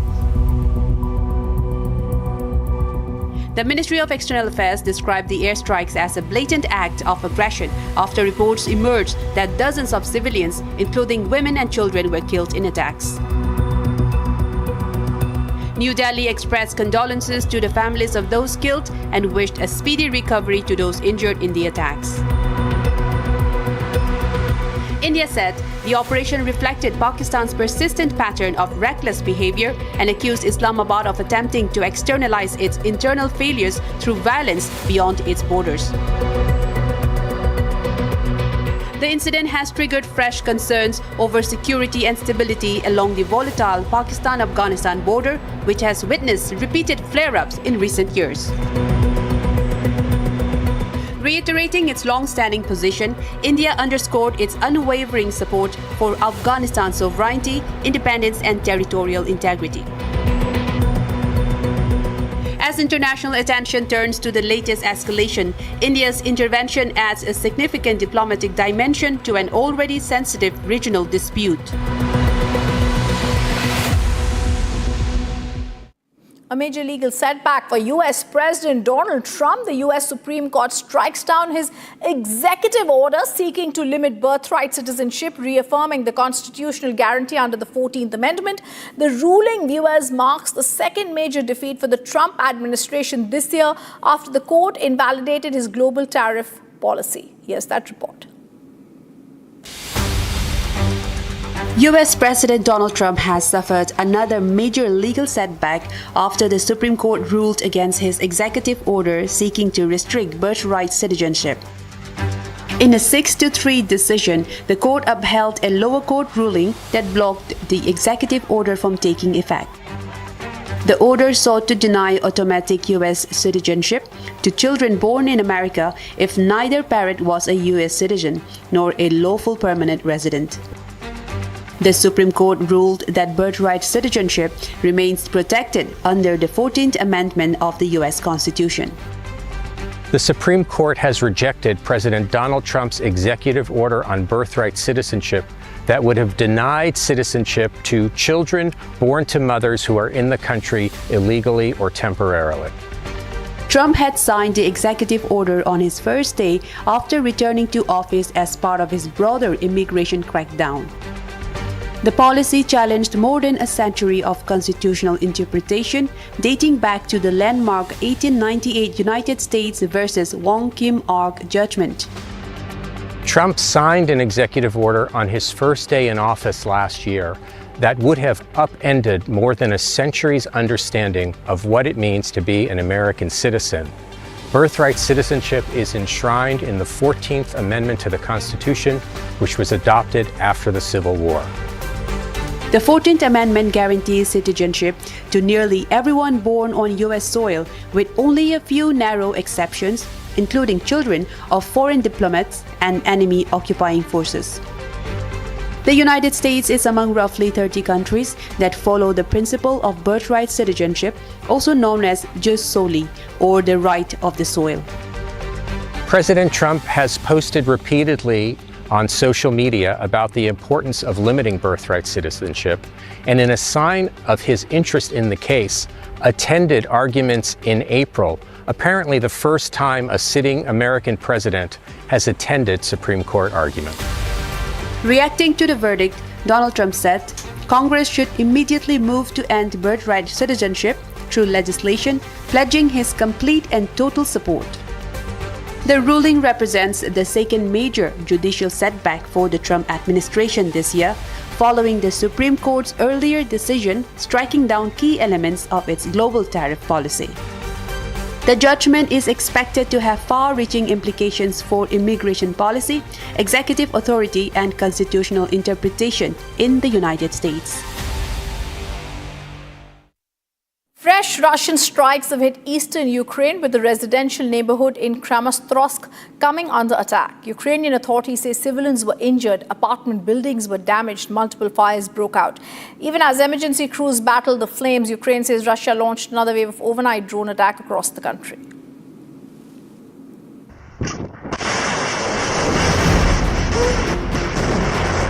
A fresh Russian airstrike has hit the eastern Ukrainian city of Kramatorsk, once again bringing the war to civilian neighborhoods. Ukrainian authorities say 3 people were injured after a residential area came under attack. The strike damaged 5 apartment buildings, along with nearby shops and cafes, as fires broke out across several parts of the city, with emergency responders rushing to contain the damage while searching for survivors. Ukraine's State Emergency Service says firefighters and rescue teams continued operations despite the constant threat of follow-up strikes, a tactic that has repeatedly put first responders at risk during the conflict.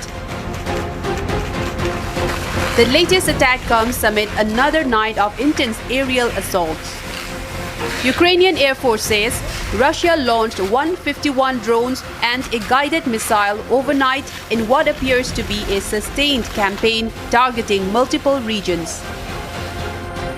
According to Ukraine's military, air defense systems neutralized 130 of the drones along with the guided missile. However, officials say 17 strike drones still reached targets at 16 different locations, causing fresh damage on the ground. As drone and missile attacks continue almost daily, cities across Ukraine remain on high alert, with civilians once again bearing the brunt of the prolonged conflict. And this breaking news coming in, the IDF has said it's eliminated 4 Hamas military wing operatives in northern Gaza over the past week, including 2 anti-tank fighters, a platoon commander and a sniper. The military also reported destroying Hamas launch shafts and launchers used in attacks against Israeli forces. This is the news that's coming in. Israelis once again strike and destroy Hamas launch sites in Gaza.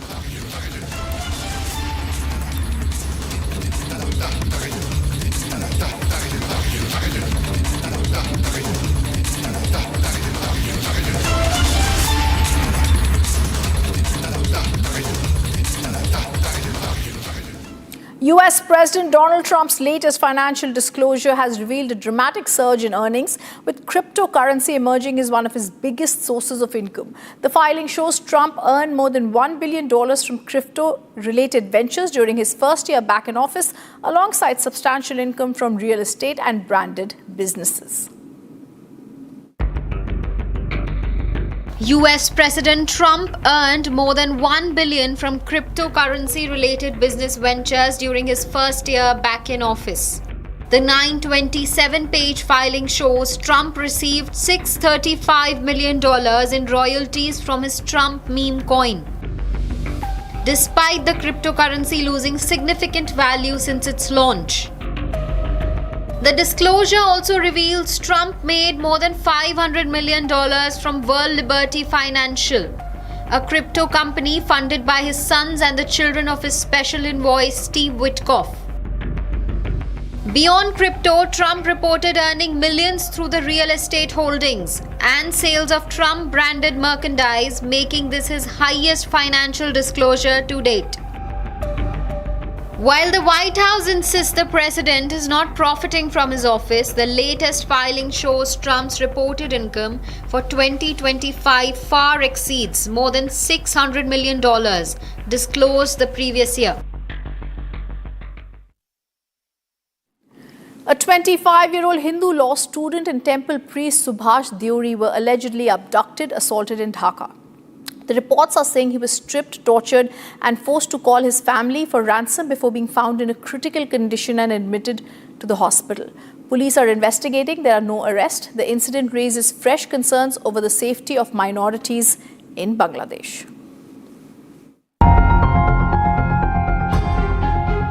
A 25-year-old Hindu law student and temple priest Subhash Deori was allegedly abducted and assaulted in Dhaka, Bangladesh.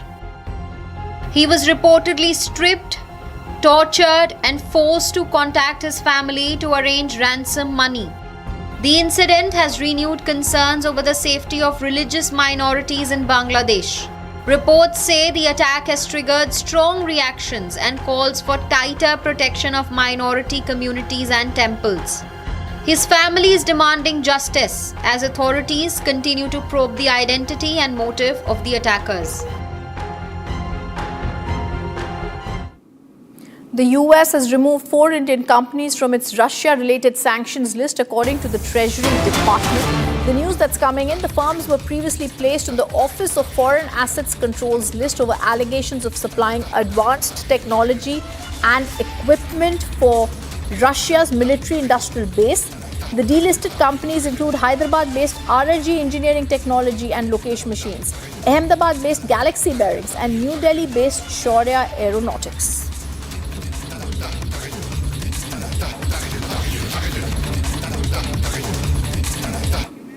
And viewers, we're also getting to know that there's been approval of this. Russia has approved secret China military training at top level. Sources are saying China's covert military training of Russian forces last year was personally approved by President of Russia, Vladimir Putin's defense minister, and directly involved at least 4 Russians and Chinese generals, according to 2 European officials in documents seen. The officials said the involvement of such high-ranking individuals in training linked to the Ukrainian war signaled importance for Russia and China of such cooperation, which had earlier caused alarm in Europe, even as Beijing denied it took place.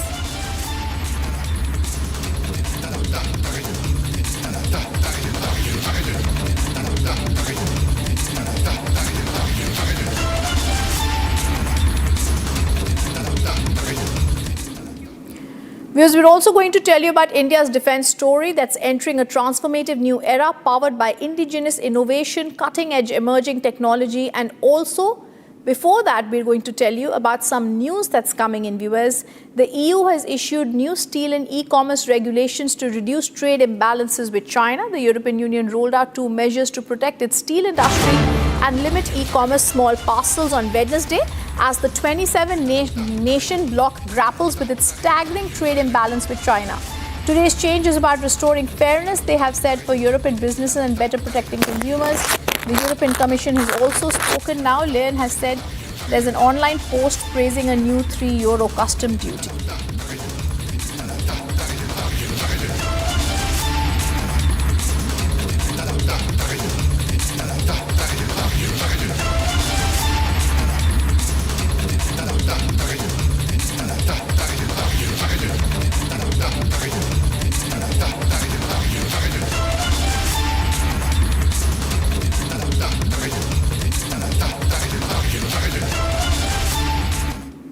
India's defense story is entering a transformative new era. It's powered by indigenous innovation, cutting-edge emerging technology, rapidly expanding defense industrial ecosystem. As the nation accelerates its journey towards strategic self-reliance and the vision of Viksit Bharat 2047, Republic brings together the policymakers, defense leaders, innovators and industry pioneers shaping the future of national security. Do join us on 18th July in New Delhi for Republic Defence Forces First Conclave Bharat, the defence powerhouse, where the spotlight will be on the next generation military technologies, advanced defence platforms, indigenous capabilities, and the government and industry partnerships driving India's technological transformation. Stay tuned for the insightful conversations, the exclusive perspectives, and the ideas that will define the future of India's defence ecosystem. That's all the time we have for on this bulletin. Stay tuned for news and updates that continue on the other side of a very short break. Thank you for being with us on Republic Global.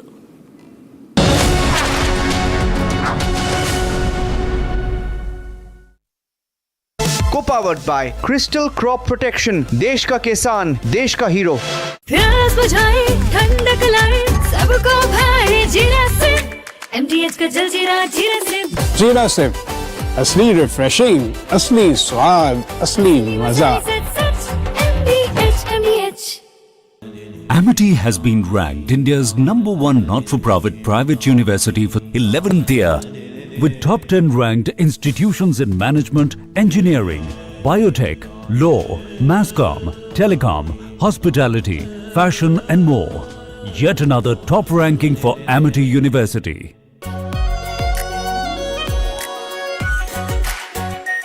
Our pure Shahi Paneer Masala.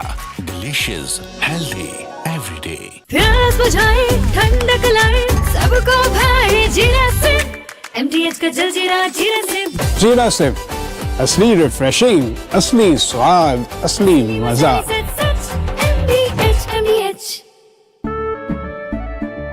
केसरिया से मन जोगी हुआ रे, दिल झूमे देखो मतवारा हुआ रे। केसरिया से मन जोगी हुआ। हर पल मनाओ केसरी त्योहार। विमल, बोलो जुबान केसरी। आर प्योर सूजी पास्ता उबालो, मिलाओ और खाओ। 8 मिनट में तैयार। क्या टेस्ट है सबका राजा, R pure masala.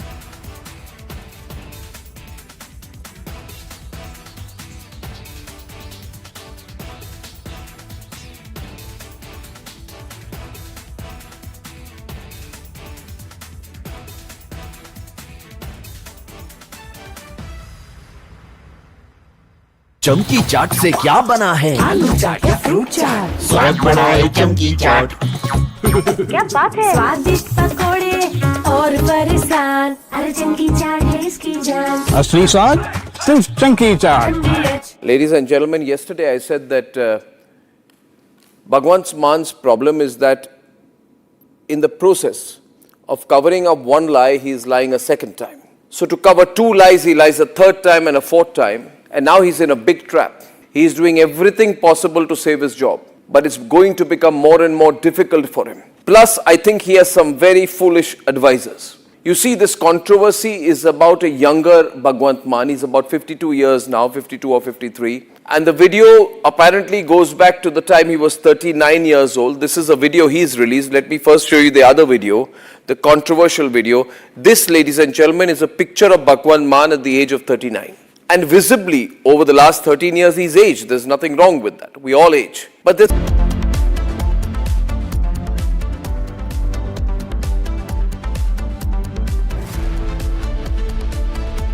Co-powered by Crystal Crop Protection, देश का किसान, देश का hero.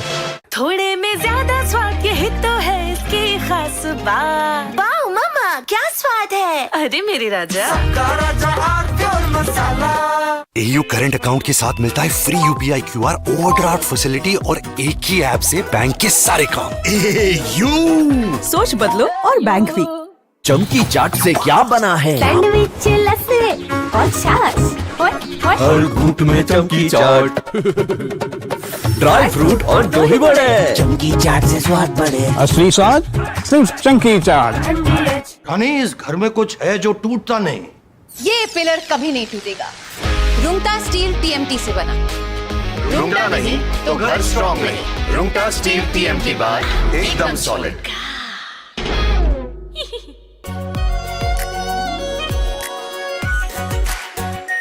Are pure shahi paneer masala, delicious, healthy everyday. केसरिया से मन जोगी हुआ रे, दिल झूमे देखो मतवारा हुआ रे। केसरिया से मन जोगी हुआ। हर पल मनाओ केसरी त्योहार। विमल, बोलो जुबान केसरी।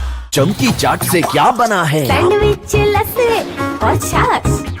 हर घूंट में चमकी चाट। अब बताओ स्वाद आया? असली स्वाद सिर्फ चमकी चाट। थोड़े में ज्यादा स्वाद, यही तो है इसकी खास बात। वाओ मामा, क्या स्वाद है? अरे मेरी राजा, राजा R pure masala.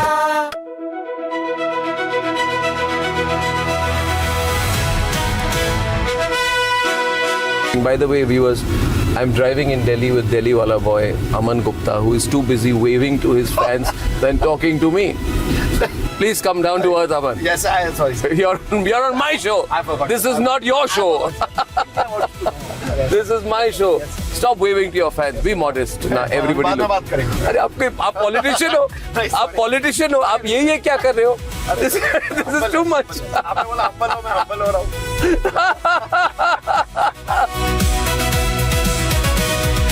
You became very famous during Balika Badhu. At that time, there was a huge amount of fame and focus. Right? There was. People must be writing about you. The paparazzi would have written about you. There were no paparazzis at that time. You're not that old. Don't. No, I mean it. There were no paparazzi. You were no paparazzi at that time. There were no paparazzis. This has happened now? There was no Viral Bayani then? Back then, it was just, What do you mean back then? No, if you keep talking, I'm over a decade older to you. If you keep saying back then I'll stop driving the car here. No, I'm sorry. I don't mean. What am I then? Back then.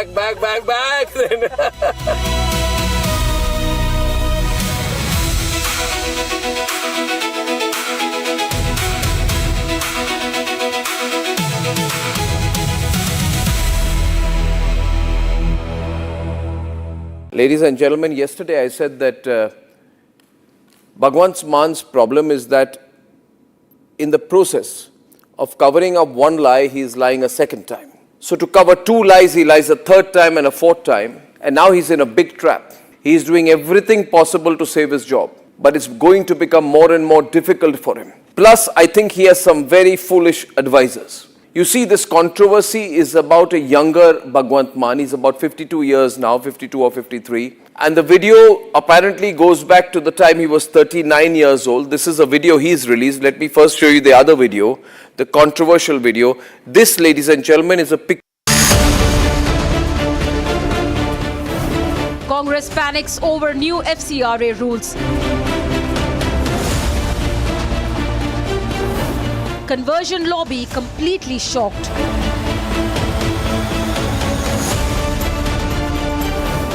Why so spooked about FCRA? Debating tonight at 8 p.m.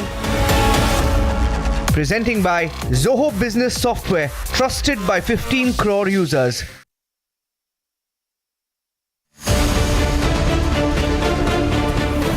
Pakistan abuses India. Apologists want talks.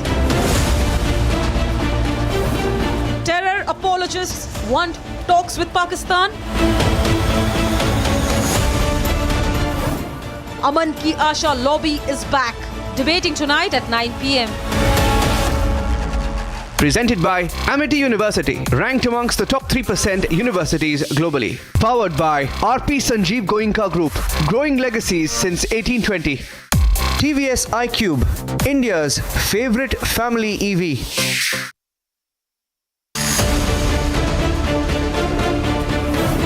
Congress panics over new FCRA rules. Conversion lobby completely shocked.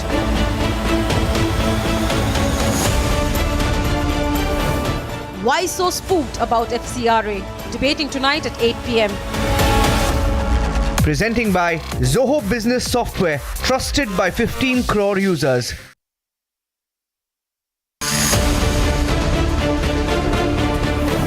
Pakistan abuses India. Apologists want talks. Terror apologists want talks with Pakistan. Aman Ki Asha lobby is back. Debating tonight at 9 p.m. Presented by Amity University, ranked amongst the top 3% universities globally. Powered by RP Sanjeev Goenka Group, growing legacies since 1820. TVS iQube, India's favorite family EV.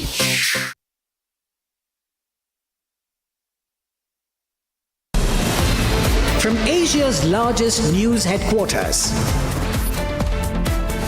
setting the agenda for Bharat.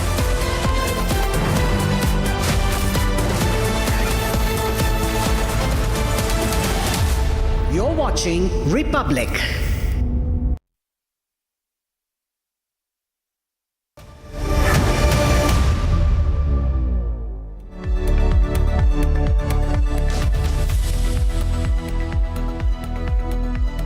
Thank you for joining us on This Is Exclusive. Ladies and gentlemen, the Aman Ki Asha gang is struck.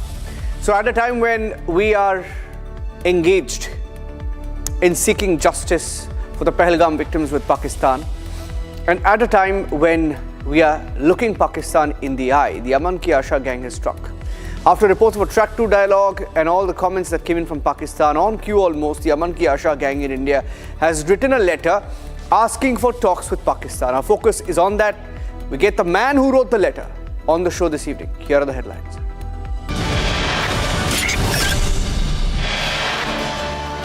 As Pakistan holds an anti-India conference, the Aman Ki Asha gang in India has sought talks with Pakistan.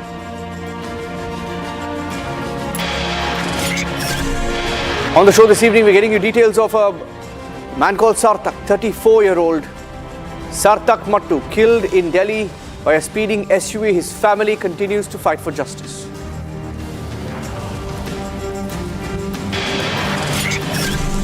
Parents of Sartak demand justice for their son killed in a hit-and-run case. Say the accused has simply walked out on bail.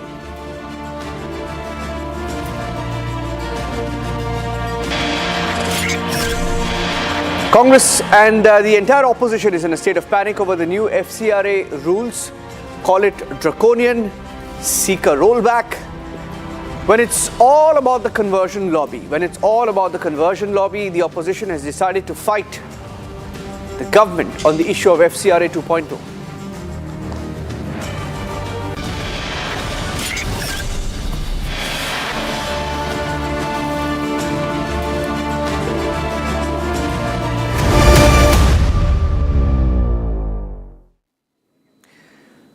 It's not accidental, ladies and gentlemen. You had a track 2 dialogue, which is an unofficial dialogue between India and Pakistan. It was never acknowledged, but everyone's talking about it in the open. A possible track 2 between India and Pakistan in Colombo, Sri Lanka. And almost on cue, you had the 6 steps. You had comments coming from Pakistan when they started celebrating a possible track 2. And then on cue, you had Mirwais Umar Farooq of the Hurriyat emerge once again asking for talks with Pakistan. And then you had Pakistani ministers asking for a constructive dialogue. And ladies and gentlemen, on cue almost, the Aman Ki Asha gang in India has asked for talks with Pakistan. They have struck again. They want talks with Pakistan at a time when Pakistan is holding an anti-India event, and at a time when Pakistan continues to threaten India, to try and target India, to call India names. They're hosting an anti-India conference in Pakistan as we speak, and they want us to talk to them. We spoke to OP Shah. OP Shah is the man who took the initiative to write this letter. Indians and Pakistani signatories, 60 each on that letter. We questioned him a few minutes back. Okay, and the man who drafted this letter, who took the initiative to get all the signatories together, is now joining us live. So this is breaking news right now. We're going to break the news of Mr. Ropi Shah. Mr. Ropi Shah is the chairman, Center for Peace and Progress, joining us on Republic TV since the letter was written. And he got all the signatories together, 56 signatories from Pakistan and 61 signatories from India, including himself. He's one of the signatories and also drafted the letter, took the initiative. Mr. Shah, it appears to be a coordinated exercise. When you look at the track two, and then you have the comments coming from both sides of the border, and then on cue there is a letter written. Did you coordinate with anybody from the Pakistani side when this letter was written, Mr. Shah? Oh yes, I did contact, in fact, since they have signed the letter, so in drafting the letter, I had taken few Pakistani friends into confidence, like I took many Indian friends into confidence. So it was a joint exercise. It was not of one individual. My God. So this is a confirmation, sir. This is a confirmation coming from you that you were in touch with the Pakistani side. And who from the Pakistani side, if I may ask, sir, you were in touch with? Oh, I'm in touch with many Pakistanis. They come and attend the meetings that I organize, and they are as often as once a month. This is not the first meeting. We have also recently, in last 3 years, brought out 2 books on In Pursuit of Peace, Improving Indo-Pak Relations, where both Indians and Pakistani have contributed articles. So it was a collection of articles from Indian and Pakistanis. I'm in regular touch with them. Okay, so you're in regular touch with the Pakistani side. That include many former diplomats, many journalists. Their former foreign minister, Mr. Kasuri, also participates in meetings. The last time that he participated was 6th of May, 6th of June. And where did this take place, sir? Where did this meeting take place? The last meeting in June? Well, it's June meeting. It was a June meeting on Zoom. Sir, The meeting was on Zoom. Yes. On Zoom meeting. Okay, Zoom meeting. I heard it as June meeting. Sorry for that. Yeah. Now, okay. Now, let me ask you. Now, you are batting for talks. You want dialogue. I have your letter here. Letter addressed to the Prime Minister of India and the Prime Minister of Pakistan. Now, obviously, there is a pattern to what is happening because you've sought immediate diplomatic measures, resumed structured dialogue, people, families, trade and economic cooperation, transport connectivity, religious cultural access, media freedom, information, shared future, and on cue. See, sir, it's happening back to back. There are 6 steps. Step 1, there's a track 2 dialogue. Step 2, there is a comment that comes in from Pakistan where they say they're celebrating the track 2 dialogue. Step 3, Hurriyat and Mirwais Umair Farooq say that talks should happen. Step 4, somebody from Pakistan reciprocates on that. Step 5, Mehbooba Farooq Abdullah gives sound bites, and then there is a letter. Sir, I want to ask you, from the Indian side, has anybody, have you been in touch with anybody from the government? What has been the response from anybody from the establishment here? I've been going to Kashmir regularly. In fact, I was there a week back for 8 days. In fact, the signing took place when I was there. A couple of people signed in my presence. I have tried, I've sent letters to the government quite often of the discussions which I hold with various groups in India and Pakistan on the Indo-Pak relation as well as Jammu and Kashmir. And I have sent them to the government, the proceedings of the meeting, and I've sought meeting with them, as I used to do it with the earlier government. But somehow or the other, I couldn't meet the Prime Minister or the Foreign Minister. The timing of it is coming after the Indus Water Summit. It's coming after the track 2.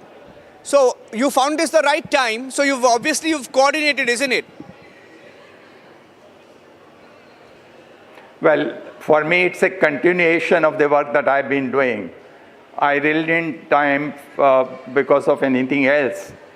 We have been doing it regularly. On 6th of June, when we had our last meeting, there also suggestions came from several friends that how about having a joint letter and effort of that kind. And that's what we did it. So I want to ask you, for how many years have you been... There was no specific reason of doing it now. Yeah. 1991 was the first exercise. We had a people-to-people dialogue at the India International Center in Delhi. Then I had December 92 in Lahore, Islamabad and Peshawar. And April 92, we had in Islamabad 4.5-day conference, which included men like Kuldeep Nair, Ramjit Falani and Inder Gujral. Amongst others, I've just mentioned 3 names. So I can safely say, Mr. O.P. Shah, I can safely say you're somebody who's been in the India-Pakistan peace circuit for almost 36 years, starting from 1990. Now from 1990, yes. I want to just ask you 91. So that's 37 years. In 37 years, over 1,000 people have been killed by Pakistani terror attacks. You've had the Bombay blasts, you've had 26/11, and recently you had Pahalgam attack. So I want to ask you, what gives you the confidence that after this great exercise of yours and all the great exercises that are being done to bring peace with Pakistan, that Pakistan will not come back and kill our Indians? Didn't you think of the Pahalgam terror attack, sir? It's been 1 year since the Pahalgam terror attack. There's no justice yet. The killers are there in Pakistan. Why did you not put in your letter, sir, as a confidence-building measure, why did you not put in your letter the demand asking for the killers of the Pahalgam attack to be brought to India for justice, and maybe that can be a starting point? Because they were last seen with Shoaib Akhtar.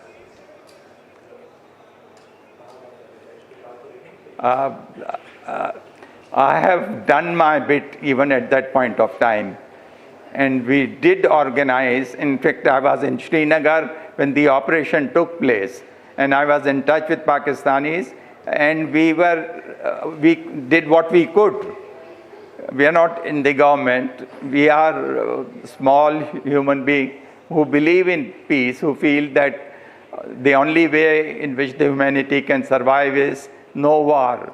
And so, but have you ever written a letter to, I want to ask you, have you ever written a letter to Pakistan asking for action against Lashkar-e-Toiba, action against people like Saifullah Kasuri, the Pahalgam mastermind, action against the people who killed, who masterminded? Asim Munir, for example, Asim Munir made a comment about Hindus.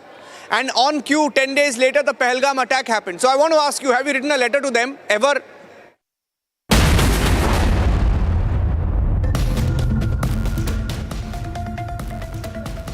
So, ladies and gentlemen, that continues to be our top focus. Now, moving on to another story which we felt should be brought to light.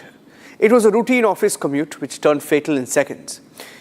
In South Delhi's Vasant Kunj, a 34-year-old called Sartak Mattu lost his life after his motorcycle was hit and run over by a speeding SUV.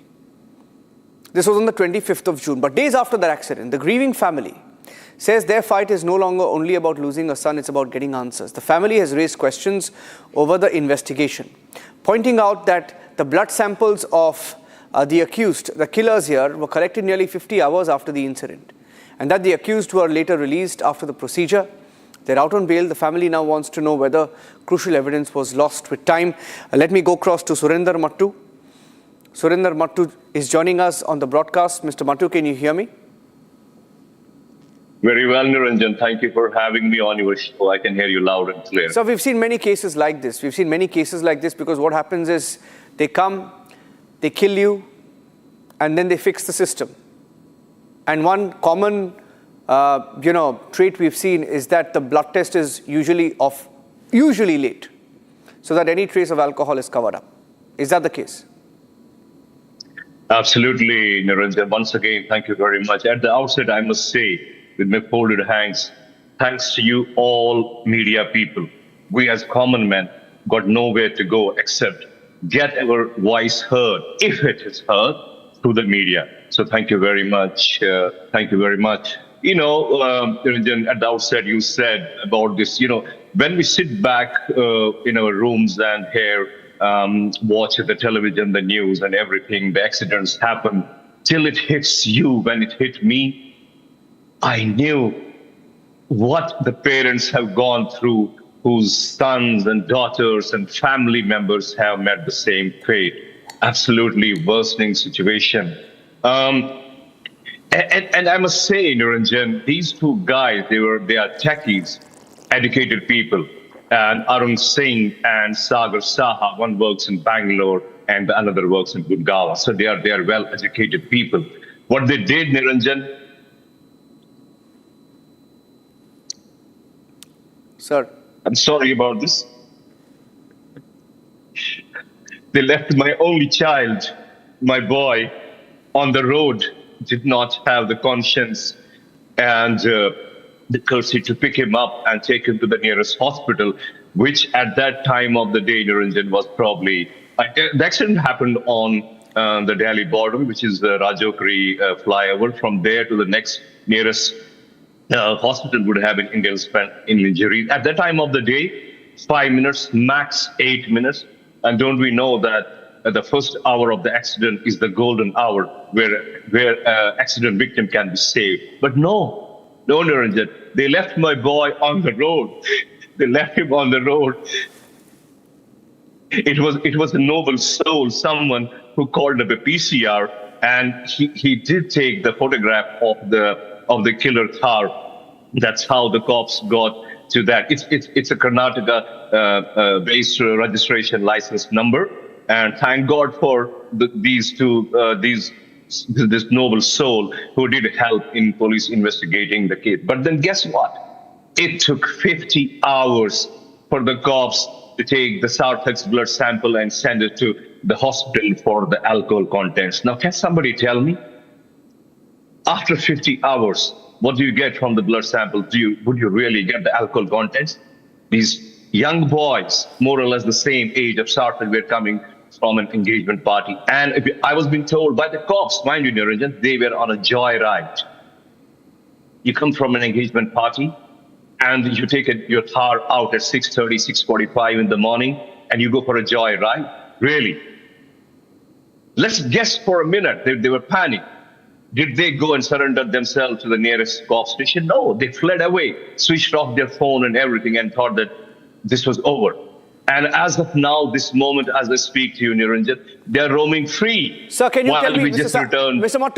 Mattu, for how long was your son lying on the road? I wouldn't know. We got a call, Niranjan, at about 7:30, 7:35, 7:40, and he left home at about 6:30. And from our home in Gurgaon to Rajokri at that time of the day would take max 10 minutes drive. And can you tell me when were these two behind the wheel arrested? How long after the accident were they arrested? Thank you for asking me that. I have been following up post the funeral and everything of my only child. I got a call, Niranjan, on this. The accident happened on Thursday morning, 25th, and I got a call on 26th at 10 o'clock in the night from the Vasant Kunj police station saying that, oh yes, we got the two people, you can come and have a look at them. I said, have a look at them? What am I supposed to do? Looking at them at what? And then they said, but sir, it will take a couple of hours because we have sent them to Safdarjung Hospital to draw their blood samples for the alcoholic content test. So you can imagine probably 40, 45 hours. And then I guess they were left free, and they are roaming free as of now while my only child is gone, Niranjan. Only child is gone. And by the way, it was his birthday. One second. So, sir, you're telling me, sir, that they were simply let off. After a blood test, they were let off. Absolutely. Yes. They were given bail or they were let off by the police? I have no clue. I don't know. But I still have to find a lot of answers to my questions. All I've been told, I told them it's a culpable homicide. It's not a negligible accident. It's a hit and run and culpable homicide. These two people should be behind the bar. But all I was being told that the law does not the law does not allow us to put them behind the bars. That was the answer I got, Niranjan, from the police department. Sir, this is shocking that in India, and this is in national capital, a youth leaves home early morning, is knocked down by two men in an SUV, and they run away from the spot. So they first hit someone, they kill someone, and then they escape from the crime scene, and then they are caught 36 to 48 hours later, and the blood samples are tested much later. So obviously, even if there was any alcohol traces, it's never going to be found. And then you're telling me that the police simply let them off. They are out on bail. This is a shocking story. Have you written to the police? Have you asked for answers? What is the police telling you?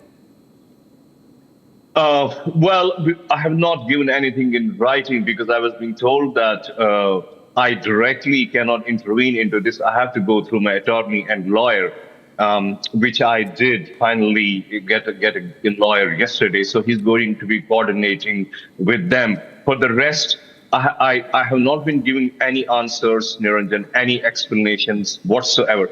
I mean, completely dark what's going on. Oh, by the way, yes. We were given at the hospital, people gave us Sarthak's helmet, which was a German made. He made sure that even if the moment he drove outside the condo where we live in Gurgaon, he had promised me he would never go out of, he will never ride his bike without a helmet. Even that particular day, at such a speed, the Thar was coming at probably 120k an hour, and they hit him. And also, Niranjan, you know what? Whatever little bit I know, the Thar was trying to overtake a truck or something on the right. That the vehicle didn't give them the space. What they did instead, they swear to the left, overtook, and that's where the Sarthak was driving in his lane, and they hit him. They hit him at that speed, you can imagine, Niranjan, at 120 clicks an hour, that speed. His head was safe because he was wearing the best of the helmets. But rest of the body, I can't even describe to you, Niranjan, what had happened to my only child. I'm so sorry. Sir, I'm sorry. I can't even imagine. I'm sorry, sir, for your loss, and I can't imagine what it is to lose your only son, your only child. But I want to tell you that we want to report this story and seek answers and fight on your behalf. We will fight on your behalf, sir. Tomorrow, I promise you, I'm only thanking you at this point because I promise you that we will collect all the details, and we will meet once again tomorrow, and we will talk to you, and we will ask questions from the police on how they let this happen, sir. That's a promise from our end, and we will speak again, sir. We will speak again. Thank you, Niranjan. Thank you very much. Thank you very much. Thank you. Thank you very much, sir. So, ladies and gentlemen, here you are. It's a story that is unbelievable. You are riding on the road. You're on your lane. You're riding, and an SUV traveling at over 100 kilometers an hour comes and rams into you. You're dead. They leave you for the dead. The SUV just goes away. And your killers get away. And they're arrested 36 to 48 hours later. And then they walk free. And this is happening in Delhi. Shocking story in Delhi. In fact, we will continue to report on the story.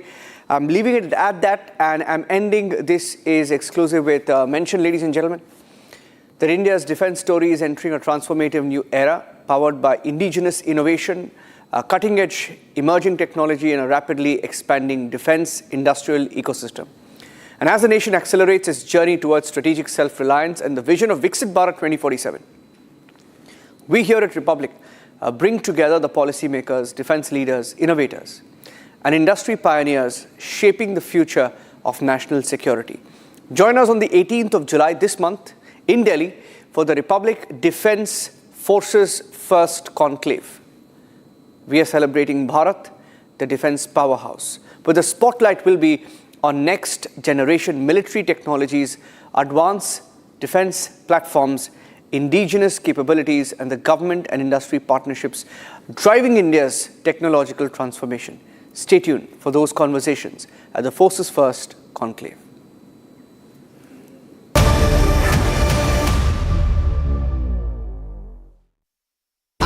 Pure सूजी pasta उबालो मिलाओ और खाओ 8 minute में तैयार क्या taste है सबका राजा R pure masala Amity has been ranked India's #1 not-for-profit private university for 11th year, with top 10 ranked institutions in management, engineering, biotech, law, masscom, telecom, hospitality, fashion and more. Yet another top ranking for Amity University. प्यास बुझाए ठंडक लाए सबको भाए जीरा से MTH का जल जीरा जीरा से जीरा सिप असली रिफ्रेशिंग असली स्वाद असली मजा MTH AU करंट अकाउंट के साथ मिलता है free UPI QR overdraft facility और एक ही ऐप से बैंक के सारे काम। AU सोच बदलो और बैंक भी थोड़े में ज्यादा स्वाद यही तो है इसकी खास बात। वाओ मम्मा क्या स्वाद है। अरे मेरी राजा सबका राजा आर प्योर मसाला। बड़े बड़े इम्तिहानों से गुजरता है, वक्त तराशता है जिसे, तो जाने क्या क्या न करता है। जब तक खुशबू सबसे बेहतरीन न बन जाए, आराम के लिए नहीं ठहरता है। जब तक लाजवाब न बन जाए, उसे नहीं इत्मीनान है। तभी तो रिचमंड बनना नहीं आसान है। चमकी चाट से क्या बना है? आलू चाट या फ्रूट चाट, स्वाद बनाए चमकी चाट। क्या बात है। स्वादिष्ट पकोड़े और फरसान, अरे चमकी चाट है इसकी जान। असली स्वाद सिर्फ चमकी चाट। जिंदल साथी सील है तो असली स्टेनलेस स्टील है। तो जब भी आप stainless steel pipes and tubes खरीदें, जिंदल साथी सील जरूर चेक करें। Jindal stainless, India's leading producer of stainless steel.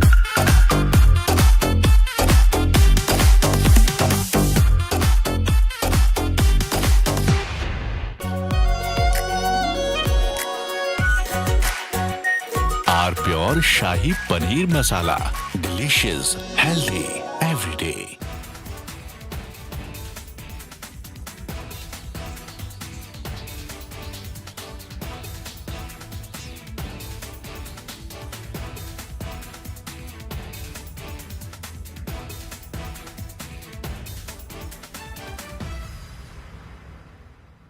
चमकी चाट से क्या बना है? सैंडविच लस्सी और छाछ हर घूंट में चमकी चाट। ड्राई फ्रूट और दही बड़े, चमकी चाट से स्वाद बढ़े। असली स्वाद सिर्फ चमकी चाट। Ladies and gentlemen, I want to talk tonight about an incident where an FIR got registered against 4 people. This is an incident which has happened in Madhya Pradesh, in Ujjain, and there is this strange video which shows a van suspended about 40 feet in the air. And it's suspended with a crane, some kind of a huge big crane. And there are explosives which are put inside this van. And then the van is detonated. Watch this very carefully, ladies and gentlemen. This is apparently during a Muharram procession, where the organizers fill a car with explosives, lift it 40 feet in the air with explosives, put a slogan on the vehicle saying, Le fir aage, which means, look, we are back. And then they explode the van. And at that point of time, there are posters put, there's a lot of mayhem. It's also seen in the video that there are 2 people who are waving red flags before the blast. And the car is detonated mid-air amidst the spectators. There are videos from an Instagram account which also show a young man performing other explosion-related stunts, such as filling a drum with explosives and blasting it. And there are intense explosives used out there. This is all a celebration of explosions. These are not fireworks, let me tell you this, viewers. Now, the police arrested the accused, and there was a procession of the accused also taken out. The accused identified as one Shoaib, Zahid Khan and Taslim. Shoaib organized the event, and Zahid and Taslim were the ones waving the flag while standing on the vehicle before the vehicle was blown up. This is what has happened. And this is the strangest and most dangerous incident that has happened, because we don't know what is the message that they were trying to send by carrying out a car explosion. Please look at these pictures with concern. A crane hoists a car 50 feet into the air and a mock terrorist attack is carried out. A hanging enacted with little purpose connecting the act to the occasion. There was an attempt at some kind of messaging. And ladies and gentlemen, remember what happened in Red Fort. Just 8 months back, there was a blast at Red Fort. And today, 8 months later, some people are celebrating with a mock terrorist attack. What kind of provocation is this?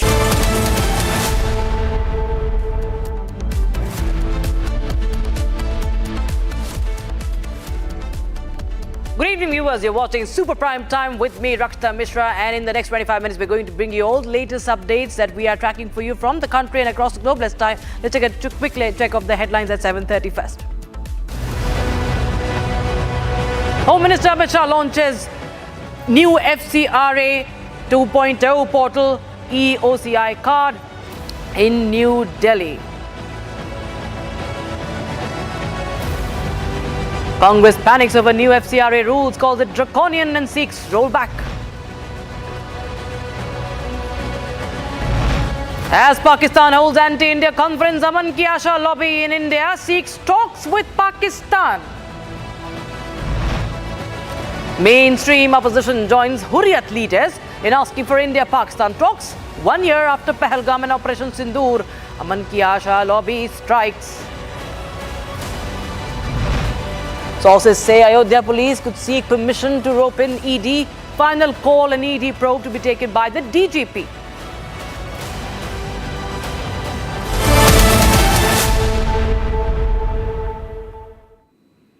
Now, viewers, there's a huge debate now. In fact, there are a lot of questions being raised by some lobbies and even the Congress party as far as the new FCRA rules are concerned. Amit Shah, the Home Minister, today launched the Foreign Contribution Regulation Act 2.0 portal and the Electronic Overseas Citizen of India EOCI card in New Delhi. And speaking on the occasion, Amit Shah said that both initiatives will improve citizen services and address the difficulties faced by those receiving donations through the FCRA portal. But the opposition is seeking a rollback of the new FCRA rules, flagging overreach and also flagging impact on civil society. Take a look.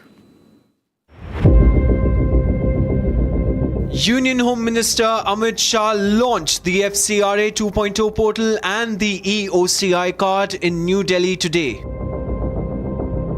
Speaking on the occasion, Amit Shah said the FCRA 2.0 portal will provide organizations receiving foreign contributions with a user-friendly experience.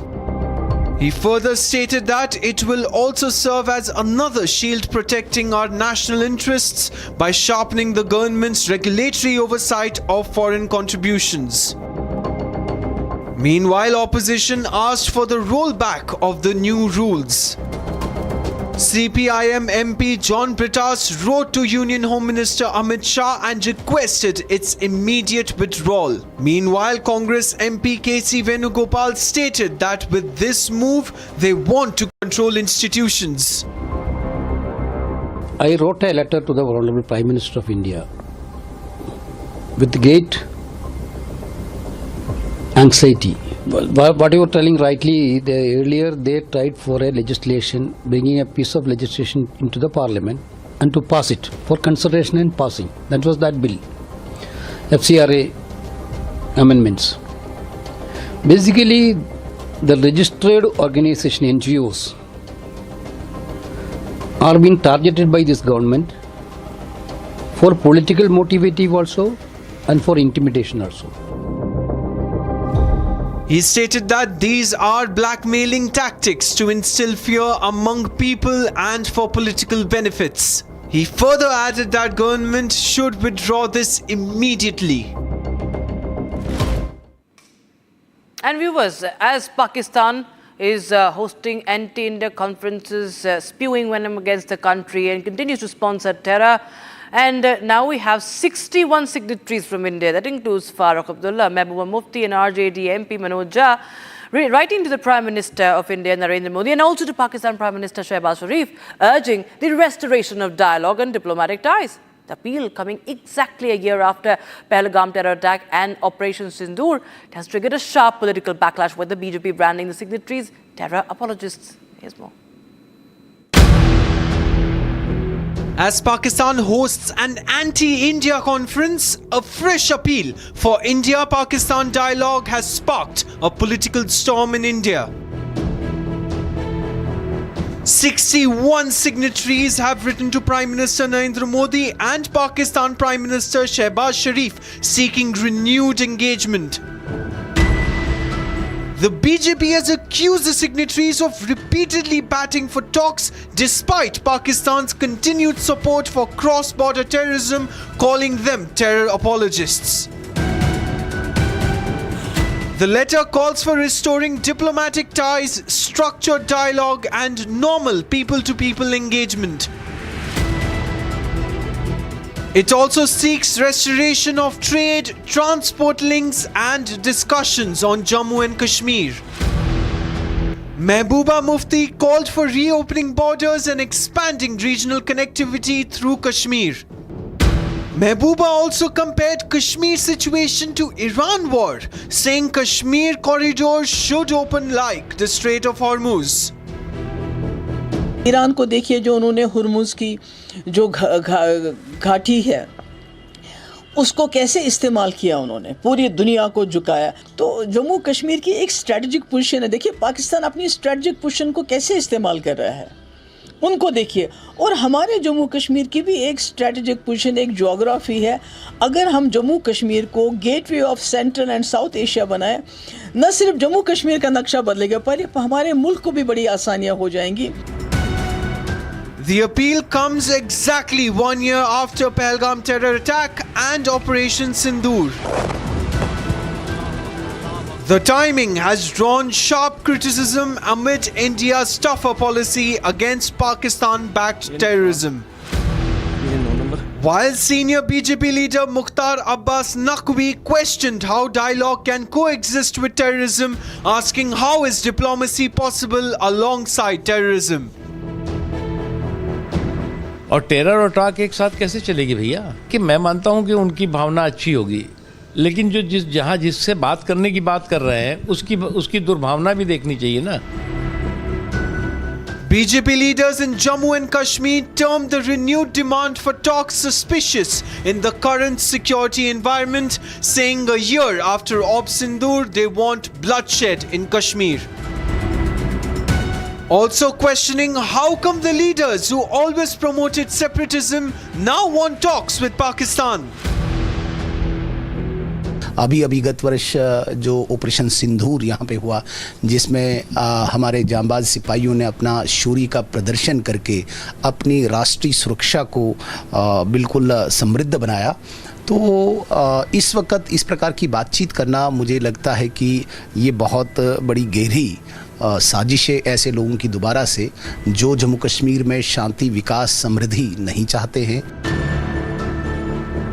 National Conference leaders, however, defended the appeal, arguing that neighbors must ultimately resolve disputes through dialogue.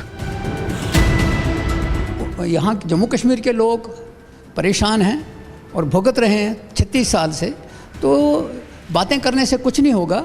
और मैं आपके माध्यम से आज सिर्फ ये कहूँगा दोनों मुल्कों को, जो हमारा मुल्क है वो भी समझे यूक्रेन और रशिया के अंदर क्या हो रहा है, कब से हो रहा है, अभी हाल ही में ईरान और अमेरिका के दरमियान में क्या हो रहा है। Separatist leader Mirwais Umar Farooq also backed dialogue. आज जो आलमी अमन की हम बात कर रहे हैं, मुझे खुशी है कि अल्हम्दुलिल्लाह जो कोशिशें हो रही हैं, खासकर अमेरिका ईरान के दरमियान, आपने सुना होगा कि एक बार फिर बातचीत होने जा रही है इस हफ्ते, तो हमने इसको हमेशा सपोर्ट किया है। और इसी तनाजुर में मैंने पिछले जुमा को भी जो बात कही कि अगर ईरान और अमेरिका मेज़ पे आ सकते हैं तो हिंदुस्तान और पाकिस्तान भी मेज़ पे आ सकते हैं। और हम तवक्का रखते हैं कि मैंने उसी तनाजुर में जो है वो जो इंडिया की जो लीडरशिप है उनको भी अपील की है कि वो भी डायलॉग की जो है वो राह उसको इख्तियार करें, क्योंकि जंगों से मसले हल नहीं होते। जो मसले हल होते हैं वो जो है बातचीत से होते हैं। This comes even as Pakistan has escalated its rhetoric against India over the Indus Water Treaty, warning of retaliation after India kept the treaty in abeyance following the Pahalgam terror attack and Operation Sindoor. हम तो ऐलान कर चुके हैं कि जो हमारे पानी पे हाथ डालेगा हम वो हाथ ही काट देंगे। और सिर्फ ऐलान नहीं कर चुके, 2 मरतबा 1-1.5 साल में दिखा चुके हैं कि अगर किसी ने हाथ डाला तो हम हाथ काट देंगे। कि पानी नहीं, हम तो हवा के ऊपर भी हाथ डालोगे तो तुम्हारा हाथ पकड़ लेंगे। With Pakistan hosting an anti-India conference, even as fresh calls for dialogue emerge from within India, the timing of this renewed push for engagement has now become the center of a sharp political debate. As Pakistan's atrocities in POK continue, protests continue. In Jammu today, the protests were held outside UN office. Here's a ground report. Tensions continue to build in Jammu as protests were held outside the UN office over alleged civilian atrocities in Pakistan-occupied Jammu and Kashmir.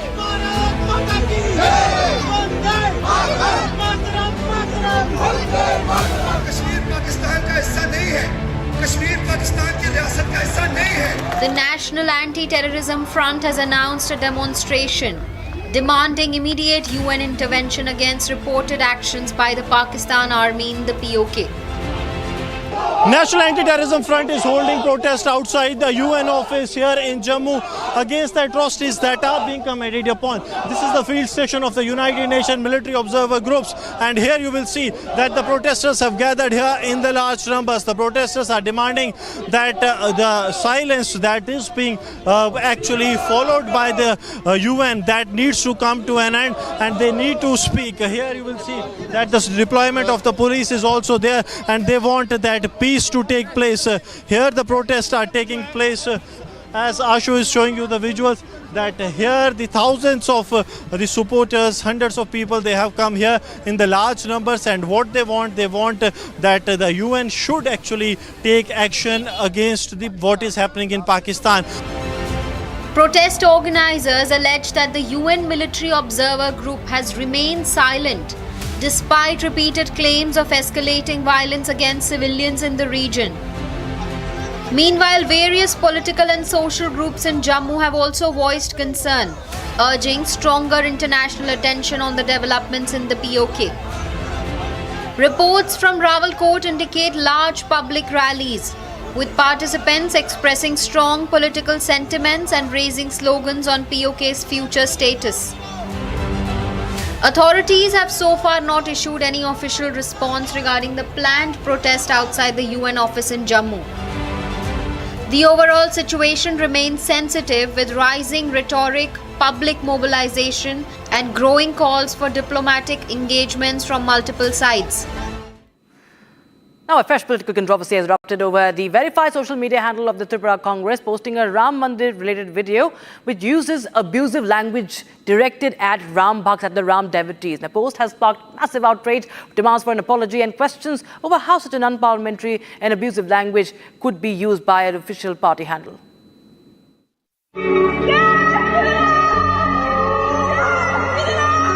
धर्म के नाम पर पाबंद रहोगे। हर वो आदमी जिसके पास कुछ नहीं है करने को, धर्म के नाम। A political storm has erupted after the verified Tripura Congress social media handle shared a Ram Mandir related post using abusive language. The post used abusive and derogatory language while referring to Ram devotees, and it triggered massive outrage, with many alleging that Ram devotees were directly targeted. धर्म के नाम पर The controversial post remained visible on the verified Congress Tripura page as screenshots and videos spread rapidly across social media. Several users described the language as disgraceful and demanded that the party immediately delete the post and issue a public apology. The controversy comes amid the ongoing political battle over the embezzlement of Ram Mandir donations. Meanwhile, Tripura Congress MLA Sudeep Roy Burman has demanded a Supreme Court monitored probe into what he described as multiple scams involving temple-related funds and land transactions. Until now, no official clarification or apology from the Tripura Congress or the party's central leadership. The incident has once again raised questions over political discourse on social media and the language used by a verified party handle. Telangana Chief Minister Revan Reddy today took a sharp swipe at BJP National President Nitin Nabin. First of all, he mocked Nitin Nabin, saying that, I don't know who his name is, there's some guy who had come in. And then he goes on to say that the political tricks that may have worked against West Bengal Chief Minister Mamata Banerjee will not succeed in Telangana. Take a look. Telangana CM Revan Reddy launched a sharp attack at BJP National President Nitin Nabin. Revan Reddy took a jibe at the political tricks being played by Nitin Nabin. నిన్నమో ఒక ఆయన వచ్చాడు నవీనో నామోనో ఆయన పేరు ఏందో నాకైతే మొత్తం తెలియదు కానీ ఆయన వచ్చి చెప్తుండు వచ్చేది మాదే అని. ఏంది వచ్చేది మీది పన్లీగులో పట్టించాలి. వెస్ట్ బెంగాల్ వచ్చింది వస్తాను, వెస్ట్ బెంగాల్ 15 ఏళ్ళు పట్టింది, తెలంగాణలో కూడా గదే గతి అవుతుంది మీకు. ఆడేనో మమతా బెనర్జీ గారు కాబట్టి మీ పప్పులు ఉడికినాయి. ఈడ మా వాళ్ళు అందరు ఉన్నారు, ఈయనే ఉన్నారు, దంచుతారు. Revan Reddy mocked Nabin's confidence on BJP forming next government in the state. These comments came after BJP chief Nitin Nabin targeted Congress. The remarks came during the Right to Bharosa program in Hyderabad, hours after Nabin announced that the BJP would launch a statewide agitation against the Congress government. आज जब मैं इस प्रदेश कार्य समिति को संबोधित करने के लिए खड़ा हुआ हूं, तो मुझे तेलंगाना में पूरी तरह से जो पिछले 2 दिनों के मेरे प्रवास में मुझे देखने को मिला कि तेलंगाना में अब भाजपा का भविष्य निश्चित रूप से सुनहरा दिख रहा है और आने वाला भविष्य भाजपा का होगा तेलंगाना में, यह विश्वास मुझे दिख रहा है. BJP chief Nitin Nabin said that when BJP comes to power in Telangana, they will end reservation based on religion. Addressing the same meeting, Nabin alleged that the party had become synonymous with both corruption and the criminalization of politics. Meanwhile, BJP MP Sambit Patra responded to the comments made by Telangana CM Revan Reddy. Revanth Reddy ji ने एक जनसभा को संबोधित करते हुए जिन शब्दों का प्रयोग किया वह न केवल आपत्तिजनक है, न केवल निंदनीय है, वो रेवंत रेड्डी जी के अहंकार को दर्शाता है, कांग्रेस पार्टी के कल्चर को दर्शाता है और एक परिवार की गुलामी के प्रति किस प्रकार कांग्रेस पार्टी बद्ध है, किस प्रकार कांग्रेस पार्टी एक परिवार से ही संबंध रखती है, बाकी किसी को वो कुछ नहीं मानती, इसको दर्शाता है. The fresh political spark, the growing rivalry between the Congress and the BJP as both parties seek to expand their support base in Telangana. And on assuming the appointment as the 31st Chief of the Army Staff, General Dheeraj Seth today spoken on Atmanirbharta and given the Vijay mission, the road to Vijay. But at the same time, there were some heartwarming visuals that are doing the rounds. He was saluting his father, General K.M. Seth, Lieutenant General K.M. Seth, who is also a veteran from the Indian Army. And he was, of course, giving this great gesture of respect, saluting his father. And he's the 31st Chief, the first time since after decades that an officer from the Armored Corps is taking over as the Chief of Army Staff, touching the parent's feet, saluting his father, Lieutenant General K.M. Seth, after receiving a Guard of Honor as the Chief of the Army Staff of India. Also, when he was speaking to the media, saying that he is proud to lead the Indian Army.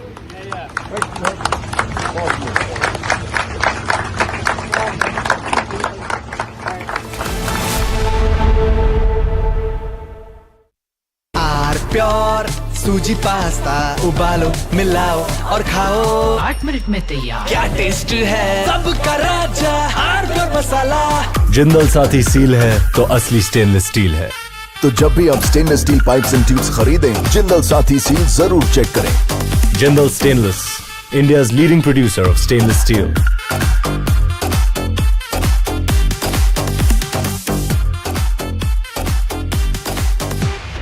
चमकी चाट से क्या बना है? Sandwich, लस्सी और छाछ और हर घूंट में चमकी चाट। अब बताओ स्वाद आया? असली स्वाद सिर्फ चमकी चाट। AU करंट अकाउंट के साथ मिलता है free UPI QR overdraft facility और एक ही ऐप से बैंक के सारे काम। AU सोच बदलो और बैंक भी। थोड़े में ज्यादा स्वाद ये तो है इसकी खास बात। वाओ मामा क्या स्वाद है। अरे मेरे राजा सबका राजा हार्डवेयर मसाला।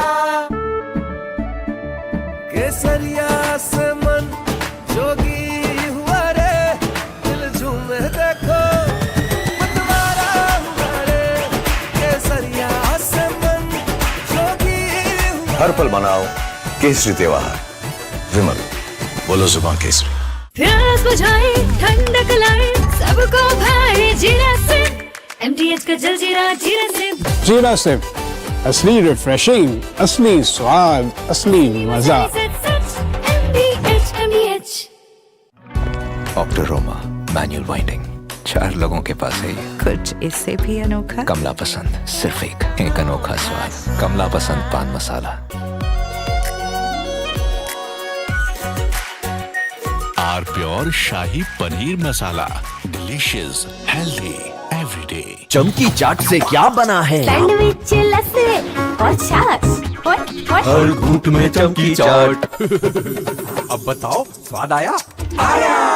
असली स्वाद सिर्फ चमकी चाट। Ladies and gentlemen, yesterday I said that Bhagwant Man's problem is that in the process of covering up one lie, he is lying a second time. So to cover 2 lies, he lies a third time and a fourth time. And now he's in a big trap. He is doing everything possible to save his job. But it's going to become more and more difficult for him. Plus, I think he has some very foolish advisors. You see, this controversy is about a younger Bhagwant Mann. He's about 52 years now, 52 or 53. And the video apparently goes back to the time he was 39 years old. This is a video he's released. Let me first show you the other video, the controversial video. This, ladies and gentlemen, is a picture of Bhagwant Mann at the age of 39. And visibly, over the last 13 years, he's aged. There's nothing wrong with that. We all age. But there's a distinct difference in facial appearance. I'd like to show you a picture of Bhagwant Mann at present, which is about 52, 53 years old. And Bhagwant Mann on the other side at the age of 39, when he was a performer. In the latest breaking development, Japanese Prime Minister Sanae Takaichi has landed in the national capital in New Delhi. She is going to be in India for a 3-day official visit that's starting with New Delhi. And this is her maiden visit to India. Her itinerary, in fact, features the 16th India-Japan Annual Summit with, of course, Prime Minister Narendra Modi to strengthen bilateral ties, technological collaboration and security ties. The Japanese Prime Minister Sanae Takaichi has landed in the national capital.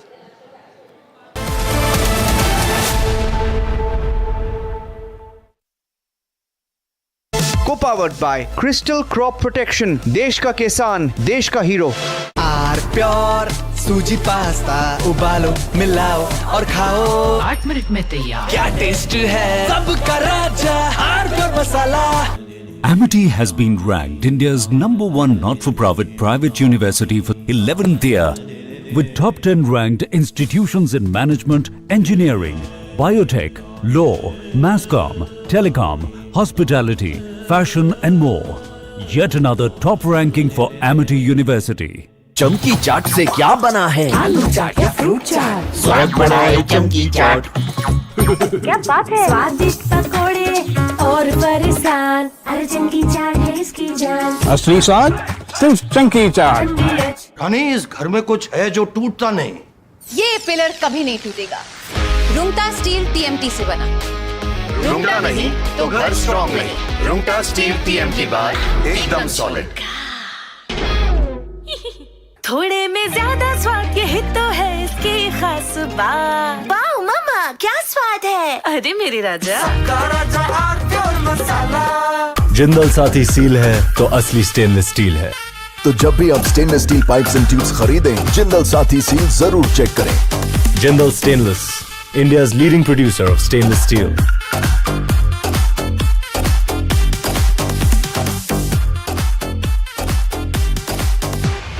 चमकी चाट से क्या बना है? Sandwich लस्सी और छाछ और हर घूंट में चमकी चाट, ड्राई फ्रूट और दही बड़े। चमकी चाट से स्वाद बढ़े। असली स्वाद सिर्फ चमकी चाट।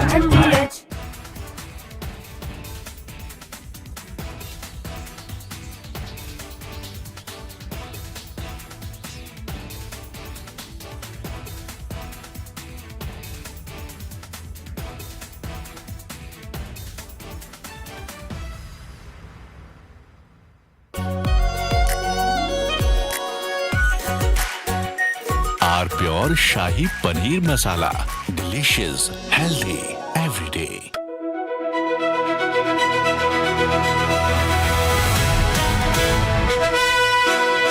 By the way, viewers, I'm driving in Delhi with Delhi wala boy Aman Gupta, who is too busy waving to his fans than talking to me. Please come down to earth, Aman. Yes, I am sorry. You're on my show. This is not your show. This is my show. Stop waving to your fans. Be modest. Now everybody look. अरे आप politician हो. आप politician हो. आप ये क्या कर रहे हो? This is too much. आपने बोला humble हो, मैं humble हो रहा हूँ.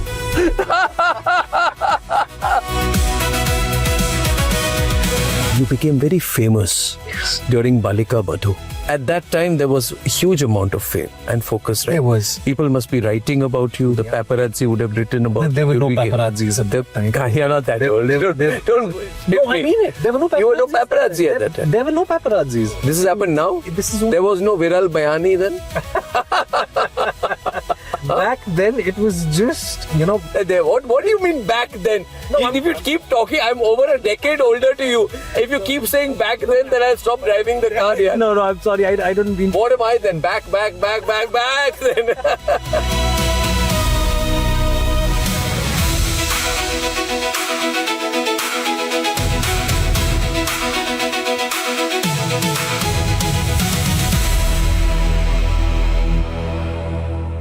Ladies and gentlemen, yesterday I said that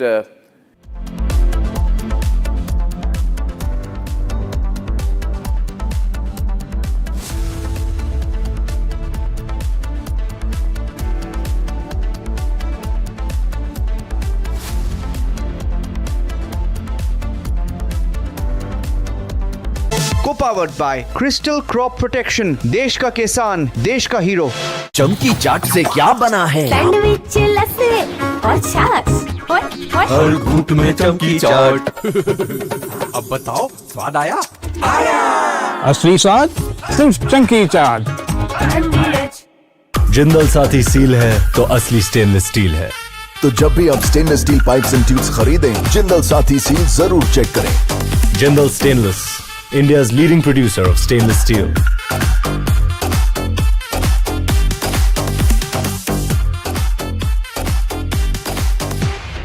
are pure सूजी पास्ता, उबालो मिलाओ और खाओ। 8 मिनट में तैयार। क्या टेस्ट है सबका राजा R pure masala. AU savings account में मिलते हैं amazing benefits, paperless banking and higher interest, वो भी हर महीने। Money money money money every month. सोच बदलो और बैंक भी। प्यास बुझाए ठंडक लाए सबको भाए जीरा से। MTH का जलजीरा जीरा से। जीरा सिर्फ असली रिफ्रेशिंग, असली स्वाद, असली मजा। MTH केसरिया से मन जोगी हुआ रे, दिल झूमे देखो मतवारा हुआ रे।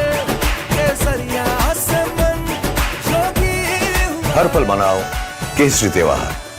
विमल, बोलो जुबान केसरी।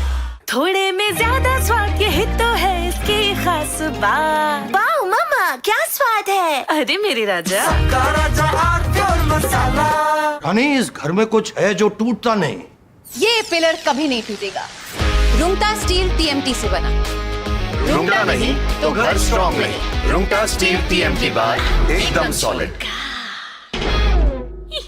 चमकी चाट से क्या बना है? आलू चाट या फ्रूट चाट, स्वाद बढ़ाए चमकी चाट। क्या बात है, स्वादिष्ट पकोड़े और परेशान, अरे चमकी चाट है इसकी जान। असली स्वाद सिर्फ चंकी चाट। आर प्योर सूजी पास्ता, उबालो मिलाओ और खाओ। 8 मिनट में तैयार। क्या टेस्ट है, सबका राजा R pure masala. Ladies and gentlemen, I want to talk tonight about an incident where an FIR got registered against 4 people. This is an incident which has happened in Madhya Pradesh, in Ujjain, and there is this strange video which shows a van suspended about 40 feet in the air. And it's suspended with a crane, some kind of a huge big crane. And there are explosives which are put inside this van, and then the van is detonated. Watch this very carefully, ladies and gentlemen. This is apparently during a Muharram procession, where the organizers fill a car with explosives, lift it. On Aqua Drive this weekend, we've ridden Suzuki's E85 ready bike, the Gixxer SF 250 Flex Fuel.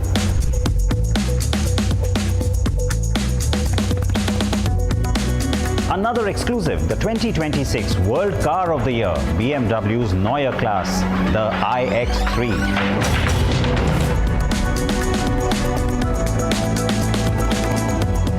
And I got you covered, answers to your questions.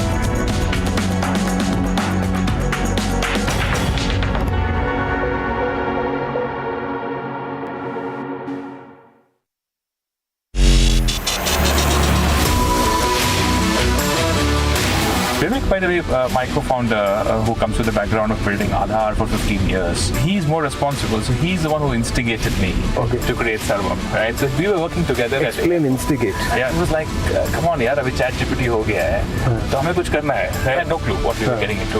I had no clue what building a company meant, how much effort it takes. I'm telling you, that's a good thing. I always feel, because I built a company from scratch myself, thank God I didn't know. What it takes.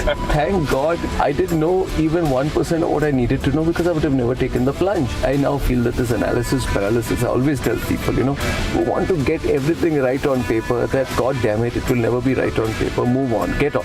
Do it or don't. Others, there's no audacity to this whole effort. So I'm with you on that.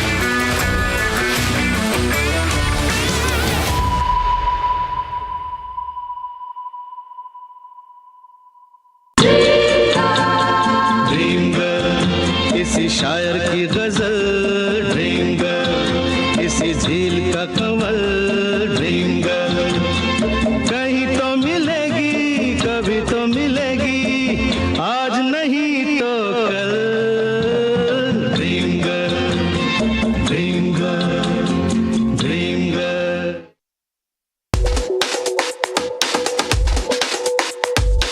On Aqua Drive this weekend, we've ridden Suzuki's E85 ready bike, the Gixxer SF 250 Flex Fuel.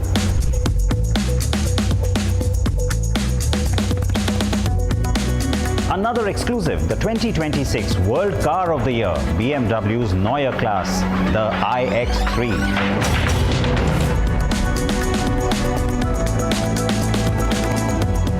And I got you covered, answers to your questions.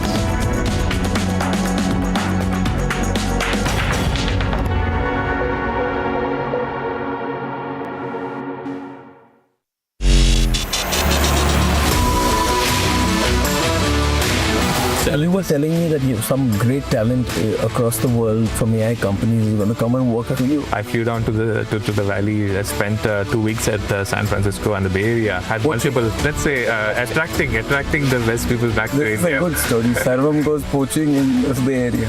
Very nice. These are people from India? Most of them, right? Indian nationals. But they're keen to come back? Sure, you can be proud to work at a Google or a Microsoft or whatever in India. But if you can create the pride to say, I'm going to build it at Sarvam and build for India at scale, and of course for the world, that mission I think will attract a lot of energy.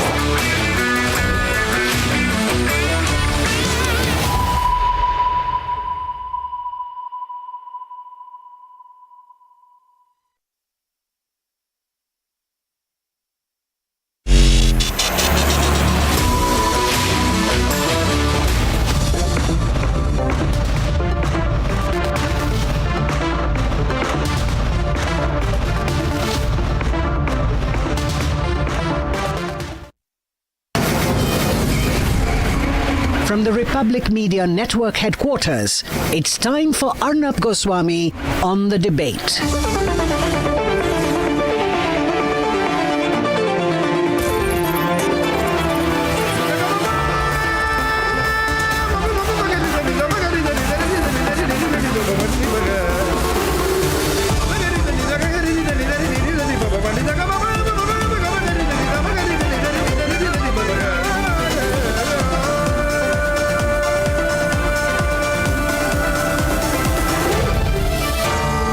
Arnab Goswami on the debate.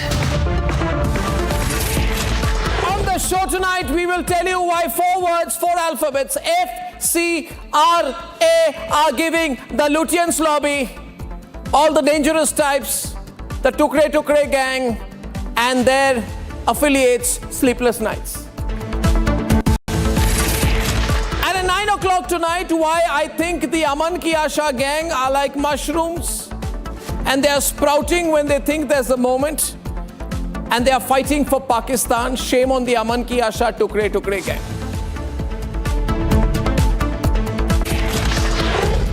Ladies and gentlemen, there is a group which is going to be extinct very soon, and we must all watch very closely, and we must record these moments, because this whole group is going into extinction, and it knows it.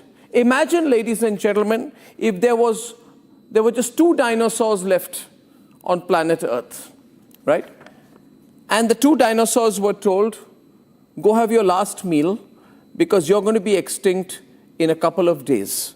Imagine the look on those dinosaurs' faces. That is the look that I see today in the faces of many people who are freaking out when they hear the words, rather alphabets, F, C, R, A. Foreign Contribution Regulation Act. Because there are dinosaurs in Delhi and there are dinosaurs around, and these dinosaurs actually these are survivors from the Lutyens era, and they get a lot of money from foreigners, you see. We know the Rajiv Gandhi Foundation got money from the Chinese. Can they deny it? We know that all these people take money from here and there. We know the missionaries of charity have been under a watch.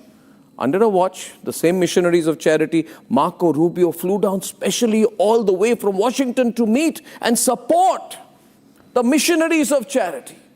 Ladies and gentlemen, and there are so many groups like the missionaries of charity, and there are so many journalists, and there are so many people who do forced conversion. There are so many fake evangelists. There are so many people whose only agenda in India is to convert.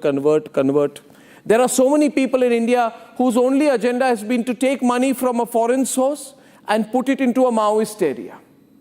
So that through a mix of conversion and supporting Maoists, they can make India weak from within. And then weak people like Manmohan Singh would cry and say that Maoism is the greatest internal security problem in the country. He was right, it was. But because he reported to Sonia Gandhi, he could do nothing about it. Ladies and gentlemen, let me tell you about FCRA, and I hope you circulate this to everybody. FCRA is the Foreign Contribution Regulation Act. Now, there are amendments to this bill being brought in, which are aimed at ensuring that no foreigner or foreign organization or foreign group or a front for a foreign intelligence agency or a front for any foreign state interest or a foreign deep state or anyone is able to put money or send money or repatriate money or use money in India for purposes that are against India's national interest. I think this is the most amazing thing. For example, according to the FCRA rules, journalists, correspondents, cartoonists, editors, owners, or any company in the media space, news media space, is not eligible for foreign contribution. This is so good, it's amazing. Why should journalists want foreign money? They should be banned. Because there's nothing called a free lunch. If you take money from these deep state agents, tomorrow you'll be working for them. There is nothing called a free lunch. If you get money from the Soviets, you will be inclined to the Soviets. Thank God they are not there. But they did do that in the past. If you get money from foreign sources, you will naturally be inclined to align with the interests of foreign countries. History proves it. Foreign funded narratives are a reality in India. And those people who are against India will try to stop India's growth by putting money and giving it to Mir Jafars and cheats. and opportunists and Maoists and people who do conversion in India, people who want to spoil the demography of India, ladies and gentlemen, they'll put that money in and they might put it through politicians, which is why there's another amazing part of this new amendment which says that no political party, no politician in their personal capacity, no political organization can take money. This is core to the FCRA amendments. Isn't this amazing? Now I understand why the Congress party is freaking out. Now I understand why the left is freaking out. They'll have no money left. I don't know. They must tell us how much money they get from foreign sources. Ladies and gentlemen, what is the purpose of this bill? The purpose of this bill is that anyone who is targeting the sovereignty and integrity of India, anyone who's trying to do something which impinges on communal harmony, public order, or national interest, especially in Maoist-affected areas, they must be controlled and stopped. How is that controversial? Why are these people freaking out so much? Why are they so concerned about it? Are they against the principles of this law? Most importantly, this law makes it very clear. Organizations must declare the states, exact areas, union territories where they will operate. How is that an issue? Suppose you take money in Delhi, but you route it to Manipur. Suppose you take money in Mumbai, but you route it to Chhattisgarh. Shouldn't the government know where the end use of that money is? But you see, these people are maybe doing some shady work, some sinister work. Maybe they are working for the CIA. Maybe they are working for a foreign intelligence agency. That's why they don't want to declare where they are sending the money to. Maybe they are sending it through a third party. Maybe they are saying they are doing social service but actually converting. So these sinister agendas have to be stopped. Ladies and gentlemen, all foreign cards will stop. Now let me tell you another thing. The biggest part, the biggest reason why the FCRA is worrying so many people is because it says that you cannot proselytize, you cannot convert, you cannot use money, use influence, use incentive of any nature to convert. It does not say that you cannot teach theology or religious history or philosophy, etc., etc. It does not say that. It does not tell you you cannot set up amenities for pilgrims, set up dharamshalas, langars, annadans or community kitchens. It just says you can do what you want. You can carry out religious education, but you cannot proselytize. And if the government gets to know that you're proselytizing, then you will be put in lockup. Who will oppose this? Only those people who want to proselytize. Only those people who want to convert. Only those people who want to exploit the poorest and the weakest sections of Indian society economically and induce them to change their religion. Now, if the government of India says that's wrong, because that is the exploitation of the Indian people, that is the exploitation of the Indian citizen, nobody sitting in the United States of America or wherever, or the Vatican, or Italy, or Czechoslovakia, or wherever should have the right to do that. What's wrong with that? I support this.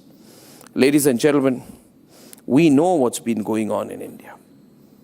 Let me tell you, viewers, you must read, you must study how 92 crore rupees was recently tracked. And when it was tracked, it was found out that some 6 crore rupees were being used in 2 specific areas in Bastar. Now, these are places that in the past have been centers of evangelism and proselytization, and also in the past, Maoism.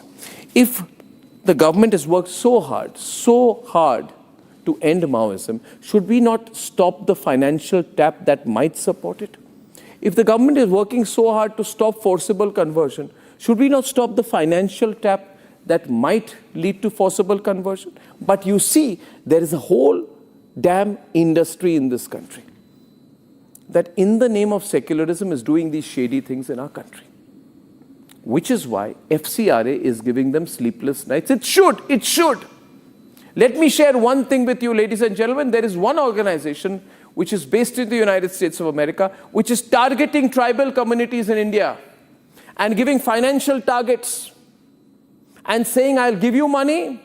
You put the money to 10 more people, give the money to 10 more people and come back to us with the deliverables of how many people you have converted. Is this a good thing? Is this the commoditization of religion for political leverage? And if the Modi government is saying these wrong things, this exploitation of the people must stop. If some people have been trying to exploit the people of India, using money, forcing them to change their religion, inducing them to change their religion, suppressing them to change their religion, exploiting them to change their religion, then it will not be allowed. And that's why we're bringing about the FCRA regulations. So viewers, all of us must read about the amendments to the FCRA. We must support what the government is doing.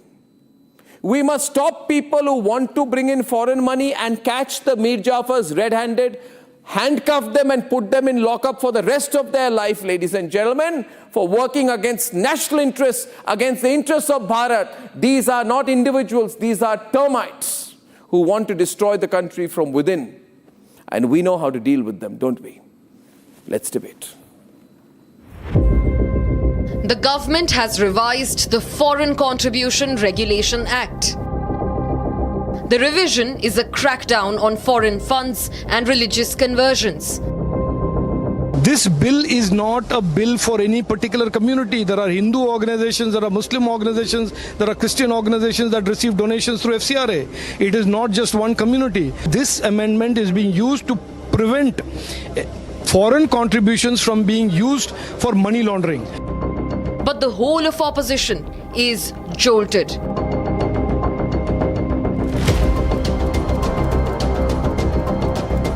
I wrote a letter to the Honorable Prime Minister of India with great anxiety. Basically, the registered organization NGOs are being targeted by this government for political motivative also and for intimidation also. The Joint Action Forum on Minorities has called for a national protest against the FCRA on the 3rd of July. जो government के duties है वो ज़्यादातर minorities जो है अपने communities को education के लिए है वो फंड आता है. अब वो भी अगर ख़त्म करेंगे तो आप माइनॉरिटी को आप एजुकेशन अपलिफ्ट करने के लिए हेल्थ के लिए आप रोक रहे हैं कहीं ना कहीं और एक पर्टिकुलर आइडियोलॉजी के एनजीओज़ को दरवाज़ा खुला करने के लिए ये FCR लाए. The central government has made it clear. The aim is to protect the vulnerable communities from forced religious conversions. Why then is the opposition gripped in fear? What is there to fear in a crackdown on the conversion lobby in India for the opposition?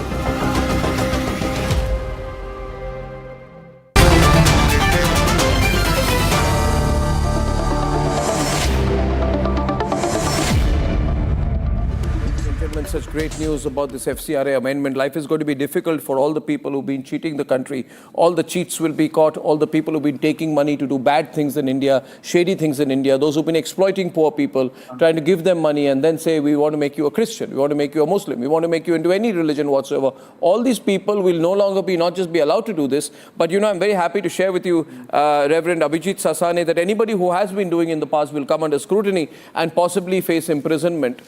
Not just fine, but imprisonment. Serious stuff is going to happen to them, right? Harish Mohammed Ibrahim, all this proselytization, all these bad things are going to stop forever, right? All the attempts to take money from shady people in the American deep state or Chinese and put them in Maoist areas, all of these things are going to stop. Happy to share with you, Kapil Madan, that however much the Congress party will cry, Congress party will not be able to take money into the Rajiv Gandhi Foundation from the Chinese like you've done in the past. If you do so, then everybody would be put in lockup as well. Mr. Johnny Palivathukal, who's a chartered accountant, consultant and advisor for various non-profits on FCRA. Sir, you may make any arguments, but this time you must tell all your clients to be careful because they are under the watch of the Home Ministry and things will get very bad for them if they try to do anything which is violative of this law. And I'm happy to share with you that however much the opposition cries, it can do nothing. You see, this is going through. This is going through. No politician can take money, no media can take money, no journalist can take money, no church organization can take money, no Timothy Initiative. You know Timothy Initiative? Have you heard of it? Timothy Initiative, have you heard of it? Abhijit Sasane? Some dangerous group, bad group called the Timothy Initiative doing bad things in our country.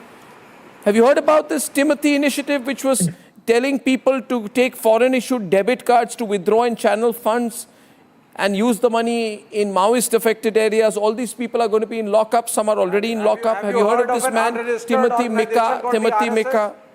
Have you heard about it? Unregistered organization. Yeah, shout, scream, shout. Nothing's going to happen. Everybody is going to be in jail. Abhijit, yeah. Arnab. Yes, Father. Arnab. Tell me. I am not opposing any amendments. Good. Louder. You're not. You're not. You said you're not. If you don't support the missionaries of charity, you're an anti-national. I think I'm not audible. Am I audible? You are audible. Can Vivek Jinping keep quiet for a minute? Thank you. Abhijit, can you please speak? Yeah. Opening the debate with you. Yeah, I am not opposing regulation. I never said I oppose regulation. Every democracy, as a matter of fact, has the right to regulate foreign funding. Every democracy can do that. And I strongly support transparency. I will support transparency. My objection is selective accountability. That is my objection. If transparency is demanded from NGOs, the same standard must apply to governments, the same standards must apply to public funds and institutions, including the PM CARES. Accountability cannot be selective. No, sir, I cannot agree more. I am not asking less regulation. I am asking equal regulation, equality before the law. It should not stop where power begins. One minute. Just I want to ask what I believe. Abhijit, I want to speak to you. Abhijit, I ask you a few questions. Just answer yes or no. I'll give you some multiple choice questions. Abhijit, are you planning to send rockets to the moon? Yes or no? Okay. Are you planning to fire the BrahMos into Pakistan? No, I'm not. 1 minute. Are you planning to fire the BrahMos into Pakistan? No. Are you planning to take care of ration? I am asking. Are you planning to take care of free ration for tens of crores of poor Indians? No. Are you planning to build the infrastructure? Listen, yeah. Are you planning to build infrastructure of roads? Are you planning to run up the army, the navy, the air force, the intelligence services and the paramilitary forces? No, because you are not the government. Nobody's elected you. You are not running the country. Declare where you're getting the money from. Why is the PM CARE funds outside the RTI framework? Okay, I'll tell you one. You want to cry, you keep crying. Nothing's going to happen. Okay. Everybody who's doing this shady stuff is going to jail. Shazia. So it's hilarious that he makes a point for transparency instead of welcoming the fact that FCRA 2.0 does exactly that. It is all about transparency. You should I already said I welcome it. No, sir. Abhijit, I already said I welcome it. Sir, it's my turn. With your permission, sir. So, and India has every right to ask, what is the purpose? Who is the donor? Louder. Where is to create turmoil, political unrest, derail development and proselytize? They cannot be allowed, and the government has made it very clear. How can we allow foreign funds to change the religious demography of the country? I mean, just think about it. Can any other country think of it? This is morally obvious for years, and finally it's happening. There is please don't look at it as some anti-minority action. Yeah. I'm glad there is compliance cleanup is happening. I'm very happy. The fact of the matter is that all the networks which are under scrutiny for reasons of religious conversion, foreign grant violation, property misuse, and fund irregularities must be accountable. And yes, they have the FCRA allowance and certificate has to be revoked. Whether it's Church of North India or Churches Auxiliary for Social Action, Evangelical Fellowship of India, there are serious reasons why they're under the radar. And that is, you are using vulnerable communities, the tribal communities, and luring them with some incentives whatsoever to convert them. I mean, does it sound ethical to you? I think it's high time we say no to this. There can be no ambiguity. Religion is personal. Conversion through foreign funding is totally political. Totally political. And we will not have it. Now, I wish to, the money a lot of the money is going to Christian missionaries. A lot of the money is going to Christian missionaries and church-sponsored NGOs. Now, in Delhi alone, 1,815 crore rupees. Wow. 1 minute. Let's look at the amount of money that's coming, right? According to Home Ministry's own 42-page analysis. Why are you so scared of conversions? And why are Hindus so vulnerable to conversions? And why is everybody so scared? Convert हो जाएंगे, पैसा पड़ जाएगा, आपको convert होना है, आप हो जाइए ना, आपको कौन रोक रहा है? अच्छा ही है. At least you'll be happy instead of claiming to be a Hindu and abusing Hinduism while claiming to be a Hindu. You will join some other religion and you have a right to do so in our country. Hinduism. You are making you are making a narrative that is abusing Hinduism. No, I am saying that why is पैसा बटेगा, Hindu convert हो जाएंगे. Okay, why is 1,663 crores given to Tamil Nadu? Wow, that's insane. 1,324.87 crores given to Andhra Pradesh of Revant Reddy and Tamil Nadu now of TVK. And why is most of the money coming from UK, Germany and the United Kingdom? And why is the funding coming from Christian missionaries of these three countries? Why are Christian missionaries? So they are having a humanitarian understanding. Okay, good. And there is a need here. Okay, so 1 minute. Can you, by the way, have you become a Christian missionary? Why are you speaking for them? Mr. Johnny Palivatukar, you are a consultant on these matters for various non-profit organizations. Upon a simple reading of the document and the amendment, I find that Christian missionaries who are only doing social work and who are not interested in proselytization, which means using the social work to convert people, using inducement or money to convert people. How is that done? They have nothing to be worried about, right? So why are they getting nervous? Are they converting people using money? Is that the real reason they are worried? Yes. FCRA is for regulating the foreign contribution and restricting the utilization of money for various purposes.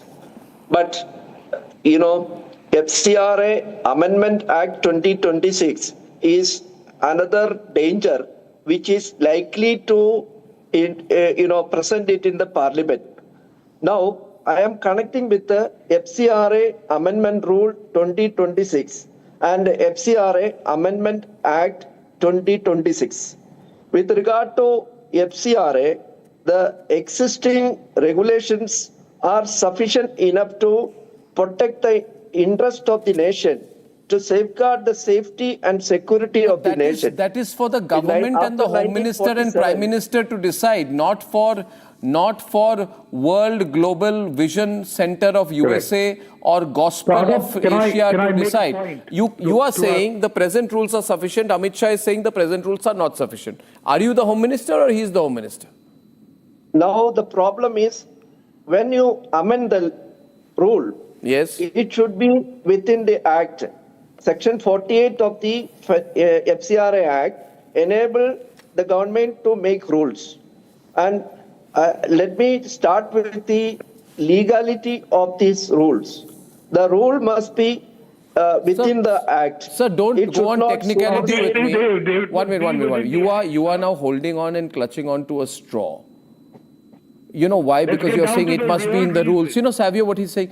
It must be in the rules, it must be in the amendment, it must be in point 567 A, B, C. Listen, the real issue, Savio, is the use of the word proselytization. When the government says you can do what you want to do, but you cannot convert. Right? So I'd like to make... It is always necessary. I think it is my... Savio, please, Savio. Yes. I'd like to make 3 points to the people, particularly from the minority community.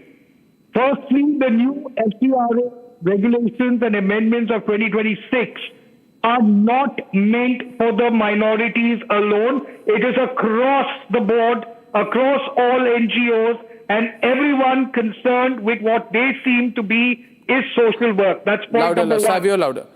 Savio, can you Point take out number the two. earpiece? Can you take out the earpiece? It'll be much clearer. Just take out the earpiece. Your voice needs to be as sharp and as loud as it can be tonight. Point yes is that you have a set of NGOs working Abhijit with is global debating. religious He's speaking. organizations Producers, wake up. that are looking Abhijit at is on the debate. altering He's the debating. religious demographics of India. And that is a national security threat. And therefore, you need to have rules that ensure that the money is being used for the reason the money has been brought into India in the first place. Now, proselytization or conversions, either through inducement or force, cannot be accepted in any democracy. It is as simple as that. Spreading the word of God, spreading your religion is fine. Using force, using inducement. You know, at the initial level of the investigation of FCRA regulations, and that's how the law came. One of my closest friends was a part of this forensic audit. And we realized that there was one location in the world where millions and millions of dollars were coming into India, which was West Virginia, Texas. Now, what would West Virginia, Texas evangelists have to do with sending millions and millions of dollars into India? This was one place in America that was the main source of funding coming into India. The question is evangelism, whether it is Christian evangelism, whether it's Islamic evangelism that is happening. There is a reason behind that. If it is forced, it is not accepted by the government of India. It is not accepted by me as an Indian Christian as well. If it is forced, if it is induced, if it is a choice, I don't think the Indian government has a problem with any of that. So rules and regulations are across the board. There is a section of the media, there is a section of the politicians that want to create a fear psychosis. Therefore, the narrative on FCRA is aimed at targeting the anti-minority, is the narrative that they are creating. The FCRA is not targeting the minorities at all. It is purely for national security. And if proselytization is against national security, then we must be against it. On the debate, that's on the debate right now. Can my producers wake up right now? Debate is hotting up, and the point is, listen, what is this business about harvesting of souls?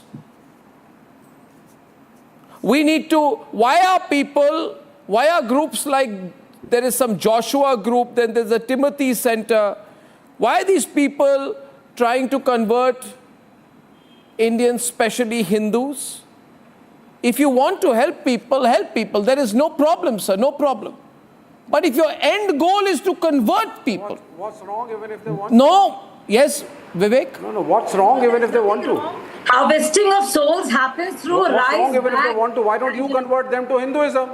So then you admit that people stopped you. that you you want did. to. You never went to Africa, you never went to Europe, you never went to America, you never said we are Hindu. You never went. What is you? What is you? Who is you, man? Who is you? Who are you talking to? Who is you? Who are you referring to? Means the so-called champions of Hindutva. Yeah, so... You know, for centuries you never went anywhere. What do you mean? Never invited anyone to your faith. One minute. Hinduism does not believe in paying people to convert. You don't pay people to convert.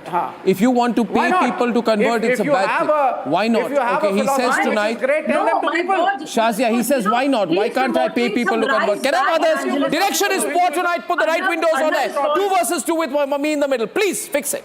Don't distract me on the debate. There's a word for 1 minute. There's an expression for it. The problem is, if you convert a Muslim into Islam and he asks you, what will be my caste, you have no answers.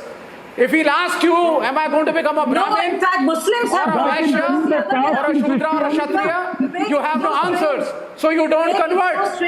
You convert no one into Hinduism because there is one Vyavastha in our religion.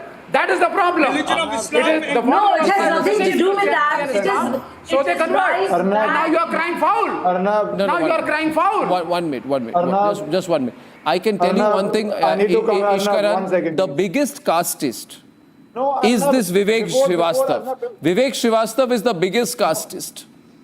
That's why he is the biggest biggest casteist, and everyone knows that. Ishkaran is on the debate. Ishkaran. Yes, thank you. Arnab, before coming on the law, I need to answer Vivek Srivastav. Unfortunately, because he's saying, no, please, let me finish. Yes. Because he started as usual with the communist misinformation and is saying if a Muslim converts to Hinduism, what will be the caste? Because he believes Muslims have no caste, then why are they in OBC lists? Why are they seeking reservation? Saying Yes. No, Islam doesn't Yes. define caste. Hinduism defines Vard Vyavastha. Don't interrupt. Hinduism defines. I need to speak all this. No, I need to speak all this before I come on the foreign money contribution law. Because this misnomer has Very gone good. on long enough. On TV nights, you come as communists and say there is Tell me. casteism and there are evils and there are problems of casteism in Hinduism. Muslims have no such problems, but you want to be in the OBC list never and said that reservation Hinduism even after because you never wanted you want to. to see the benefit of SC/ST You Act. asked Please don't wanted to interrupt. control the Hindu religion. Please don't So interrupt. you never I will converted anyone. Arnab, lower your speeder. This You're comfortable. misinformation has to be fact right now. Can you right please here. keep quiet? Will Thank you. say- Kapil and I will have Kapil and Harish on the right. Yeah, please. Yeah. Can Under you the take off your SC/ST Act, earpiece so why you do can be heard clearly, please? Can you take off your earpiece, Ishkaran? I can't hear you. Take off your earpiece and then come in. Sharper, yeah. Two short points. Thank you. Good. First short point.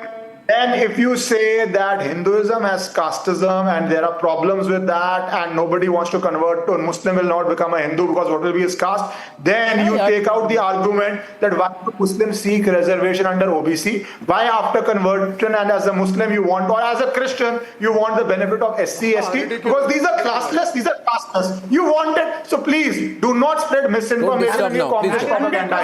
issue, my friend.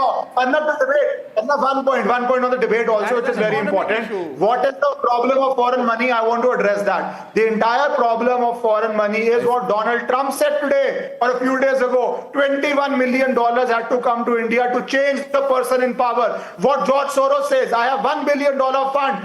What all these organizations come who want demographic changes, religious identity changes, electoral changes, media changes, journalism changes. So many of your colleagues, Arnab, get $500 to write in Washington Post or New York Times or whatever. So that money they want to send directly to India to fund regime change, not only conversion. All this law is doing is saying there are some lawful activities which you can do. Like, for example, in India, can you make drugs? You cannot make drugs. Similarly, can you come here in India by foreign money and convert? Of course you can't convert. Every nation has to have certain rules of what you can do with the money you bring in India. You know how much drugs came from where? Which state in the past month? Abhijit. From which state the drugs are coming? Abhijit, let me share some statistics with you. Let me share some statistics with you. This is very important. Kapil, please wait a minute. I want to share something tonight with our viewers. Somebody is talking about national security. May I say one thing? See, if the people... Some people have to talk about national security because Ishkaran, you see, if the work is truly... national security, what happened? What is the state of... tell me, do you have any update about Pulwama? What is the update on Pulwama? Tell me. Abhijit, just keep quiet. We know what we've done. In case you were living in a parallel universe when we were blasting the BrahMos, you remember the BrahMos when it hit Pakistan hard? I hope you celebrated, Abhijit. I hope you celebrated. When the 20 BrahMos hit Pakistan, Abhijit, I hope you celebrated. Maybe you were living somewhere else, right? Yeah. Now my question is, see, Abhijit, one minute. I'm asking about Pulwama. You spoke about national security. You're talking about Pulwama was followed by Lalakot and Pahalgam was followed by the BrahMos. You must have been living somewhere else. Abhijit, if you don't like India, don't keep abusing India. If you don't like India, what do you mean Indian? You are not an Indian. You carry what? Narrative. Don't build false narrative. Listen, Arnab. Abhijit, don't shout. Arnab, First don't of all, build false I'm giving narrative. you enough respect. I just asked you the report. Yeah. I just asked you the report of Pulwama. Okay. I didn't say. I'm what not here attacks to discuss happened after Pulwama. that. I'm here to saying discuss where what you get happened your about money the from. investigation. I am not here to discuss Pulwama, and I would like to tell you, if you don't shout and don't freak out Somebody completely. spoke about drugs. Where are drugs coming Yeah, from? so Which state? we'll stop everything. How much quantity of drugs Okay, so are we'll coming stop everything. from No, which don't state? worry. Don't worry. We are going to Which clean up port? everything. Arnab, See, can I ask Abhijit. him a question, No, please? Ishkaran, please don't interrupt. Now I'm saying Why something. do they always refer to India as in other person? No. Why do they always refer to India in the other person?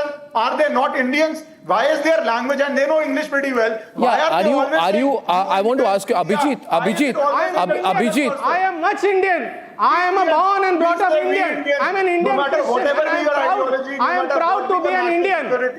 Yeah. I will always be a proud Indian. Why in your flow? Why when you are in I a will flow, it always does be a not proud come Indian. out as I don't have to Indian? prove my Why do you nationality to know? you. Why do you? I don't have But to prove to you how Indian I am. suppose, Abhijit, can you all, Ishkaran, can you stop it for a minute? One second. Hey, 1 minute. Now suppose, Abhijit, don't get nervous, okay? Remember one thing, whatever has to happen will happen. You cannot stop it, but I'm keeping you informed. Suppose, right, I give you money as an Indian, okay, and I send you to the Vatican. And I tell you, take this money and convert all the Catholics you see. And convert them into Hinduism. First of all, I won't do that because that is not the philosophy of Hinduism. But suppose somebody gives you money and sends you to Italy or to Rome and says, convert all the Catholics that you see. Before you can try to convert a single Catholic, you will be put in an Italian jail. You will be put in an Italian jail. Now listen, don't get worried. See, whatever is to happen has to happen. I hope you've not done anything wrong, because you will be put in lockup only if you have, or the government finds out that in the past you've done something wrong. Don't worry, just don't do it in the future. Now the thing is, this Gospel for Asia, which is given 232 crore. Who are these people?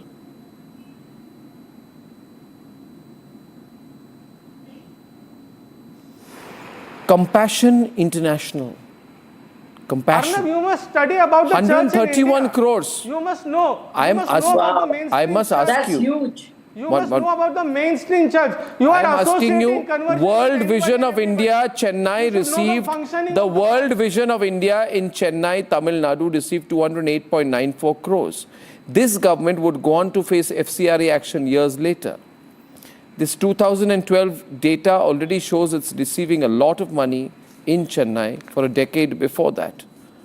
Just because the Congress party was happy to let these things happen. I said I'm not against amendments. I told you. You can't be, no, because otherwise you'll also be put in lockup. My question is, you are fully aware. I never said. You are fully aware. Did I make any statement? You are fully aware that the Kudankulam project was also blocked by people taking money through the FCRA route. You are aware that what happened in the Sterlite protests, right? The 2018 anti-Sterlite protests in which 13 people were killed was organized by people getting money through FCRA routes. 13 people died. 13 people died. The foreigners put money to kill Indians, and you want to support it? Development in India and stall India's progress. This is as sinister, and that's the point I was trying to make. And this cannot be allowed. You cannot allow foreign funds to come in, foment trouble in India, create riots, incite trouble, and yes, derail development. Who is taking foreign funds? Will not be allowed. No matter how hard you try, it will not be permitted now. No matter what. Don't generalize. Arnab, do not generalize things. Arnab, do not generalize. Abhijit, you're so rattled. You're so spooked. And why is that? Clearly because you know this is what happens. And this is going to come and this is going to get you sooner or later. It's a monologue. This is the kind of money and this is huge amount of money. To the BJP spokesperson, that doesn't weigh. I mean, debate doesn't happen like this. You have to give equal time to everyone. Yeah. I mean, No, I barely spoke. I spoke the first time around. Now the thing is, here's a question. Allow me to now rebut. Kapil, before you rebut a question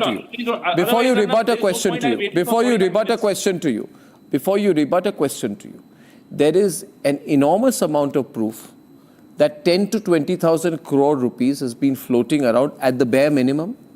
There is enormous proof that many of the people who've been putting money have direct conversion targets. Do you know what I mean? Direct. You know, they put these, one minute, let me tell you how it works. How it works. Harish, this is interesting. In their website, you go to this Joshua, they put these websites. They put Venn diagrams, target, number of people converted, demography changed, how much has been achieved, percentage target. It's almost like you're working in an organization and it's your KRA. There should be an investigation. Yeah, so there what investigation? There should be UAP investigation. Is there a UAP investigation? Or Arnab sits in the studio, creates and scripts a story, narrative, etc. that does not have any basis on the ground. What etc. I just told you. So please tell me whether the government, whether the NIA, UAPA, or investigating authorities, have they investigated this, whatever you are saying, and have they filed a charge sheet? Of course they have investigated it, man. If you are not aware, what do I do? Then you please point out. If you are not aware, let me tell you. Okay, let me point out. You said point out. Can I point out? Name the case. No. You said point out. Name the case. Why are you shouting like a parrot? No, I am no. You have limited vocabulary. You can't speak proper English. I understand. I get your drift. Now allow me. No, you don't get my drift. I'm about to expose you in such a bad way that you're going to cry right now. You are about to cry. I'm going to make you cry tonight. Ladies and gentlemen, I'm going to make him cry tonight. I'm going to make him wince in pain. I'm going to make him cry. I'm going to make him cry, uncle, tonight. Wait a minute. Here it is. You asked me for proof. Here it is. He doesn't want to take the proof. He wants to run away like a fraud. He wants to run away like a fraud. I won't let him tonight. Today you are defending a government. Today you are defending a government that is preaching transparency to the NGOs, while they are the one who have anonymized electoral contributions. Now don't look for other arguments. You're trying to escape now. They are the one who came with the electoral bond scheme, which was a hallmark, which is a you are trying to escape. Case on how you are to trying take to money escape anonymously. There cannot be a bigger you can't escape scheme than electoral bond. That's point number one. The other thing, if you're so concerned about contribution, etc., why is that the PM Care Fund says, no, it's a private fund, we will not give information? Do you have information of who is contributing in the PM Care Fund, where the money is going? Do you have that information? It's very easy. It's very easy to script a story to say, unless you keep quiet. I don't use words like shut up, so I won't say that to you. But I want to say something to you. Hold on. No, hold on. Why are you so nervous? I won't hold on. I'm going to go after you now. There is a North Carolina-based organization called Timothy Initiative, and this US-based evangelical organization called Timothy Initiative, which Kapil Madan is supporting tonight. No, I am not supporting this Timothy Initiative, which Kapil Madan is a supporter of. I am saying. The Timothy Initiative is not a FCRA registered organization. It was routing 92.55 crore rupees to India. You please tell me. It was trying to avoid government rules by using foreign issued debit cards over a period of 6 months. Do you have source of funding? Have you investigated source of fundings of RSS? Foreign issued debit cards over a period of 6 months. Have you investigated? The funds were systematically withdrawn, volume down. The funds were withdrawn from ATMs and disbursed in states which were targeted by Maoist terrorism. Between January 24 and 26, 44 crore rupees was pulled using foreign debit cards, most of it in Chhattisgarh, especially in majorly Maoist affected areas like Dhamtari and Bastar districts of Chhattisgarh. One of the accused, a man called Mika Mark, he was detained by the Enforcement Directorate from the Kempegowda International Airport on April 18th. And where has Kapil run away now?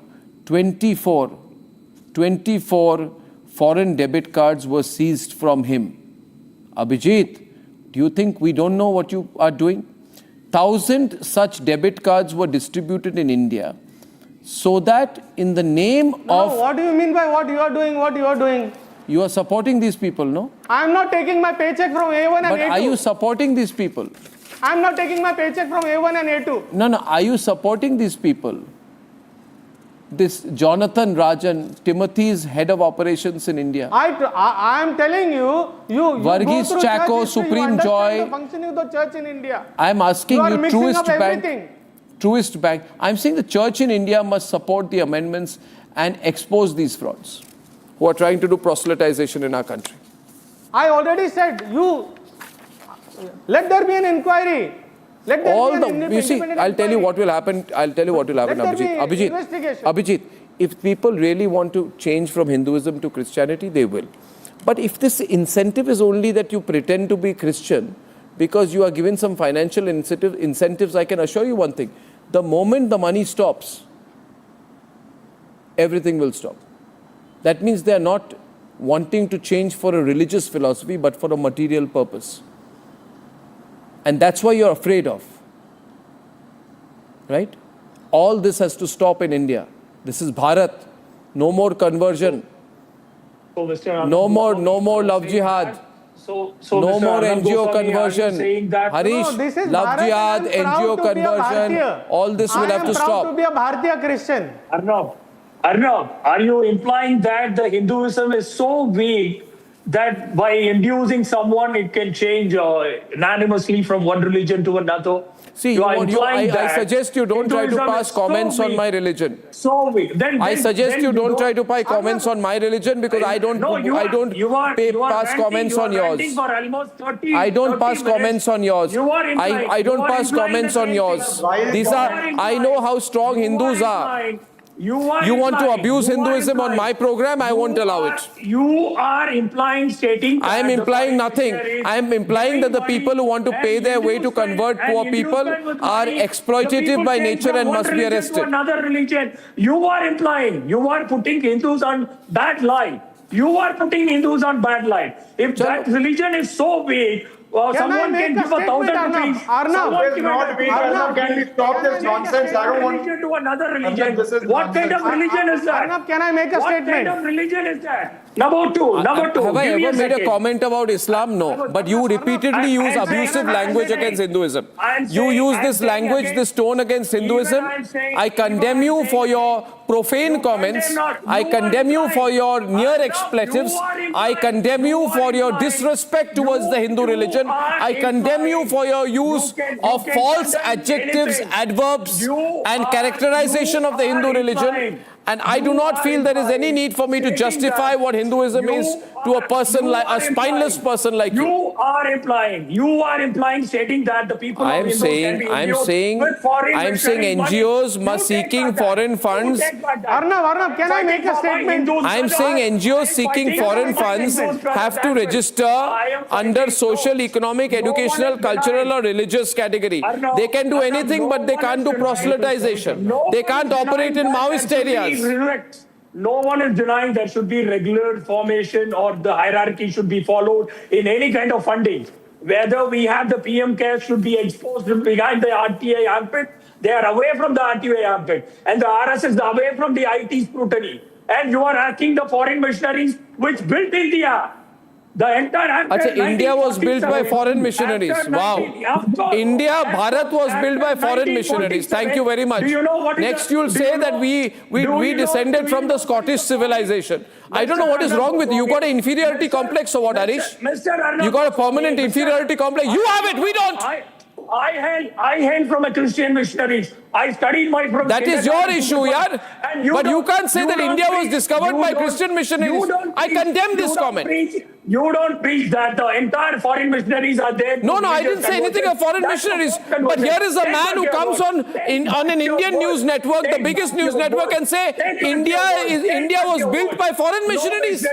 No missionaries are here to forcefully convert, whether be it Hindus or whether be it then you don't need to be worried if you're not doing proselytization. But if you do proselytization, you'll be arrested. You are putting the Hindus in bad light, stating that there can be induced with money from foreign missionaries. You have not read the law, Harish, I'll tell you, Harish Mohammed Ibrahim. Harish Mohammed Ibrahim. Mr. Arnab Goswami. Arnab Ranjan Goswami. Arnab Ranjan Goswami. Arnab Ranjan Goswami. Hindus are there. They can go and induce with money. They will shift from one religion. Why are you blabbering? How cruel you are. How cruel you are to put Hindus in bad light. I'm cruel. I'm cruel. Cruel want to put I'm cruel. Hindus in bad light, stating that I'm merely telling you, Harish, if you're not going to be excited like that, you're behaving very badly tonight. Shazia is behaving very badly. Shazia is behaving badly. He's nervous. To speak on the subject, so stop bullying like this. You are a bully kind of student, 12th grade student. I don't know if somebody bullied you in school, but don't have PTSD on me. There are people like you. There are people like you everywhere to be bullied. So please stop bullying your guest.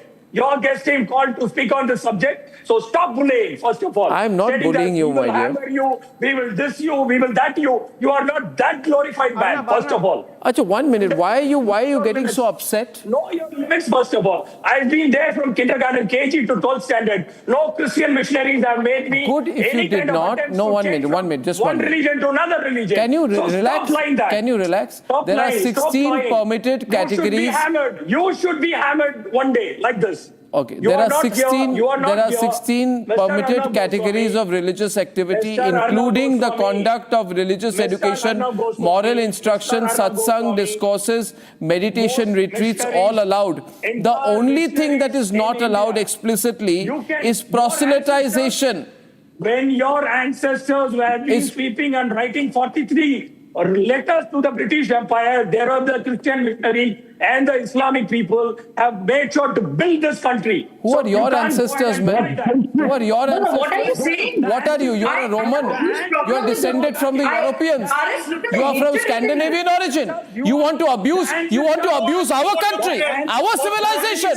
Which civilization do you belong to? How dare you talk like that? Stay within your limits. Don't talk rubbish. Who wrote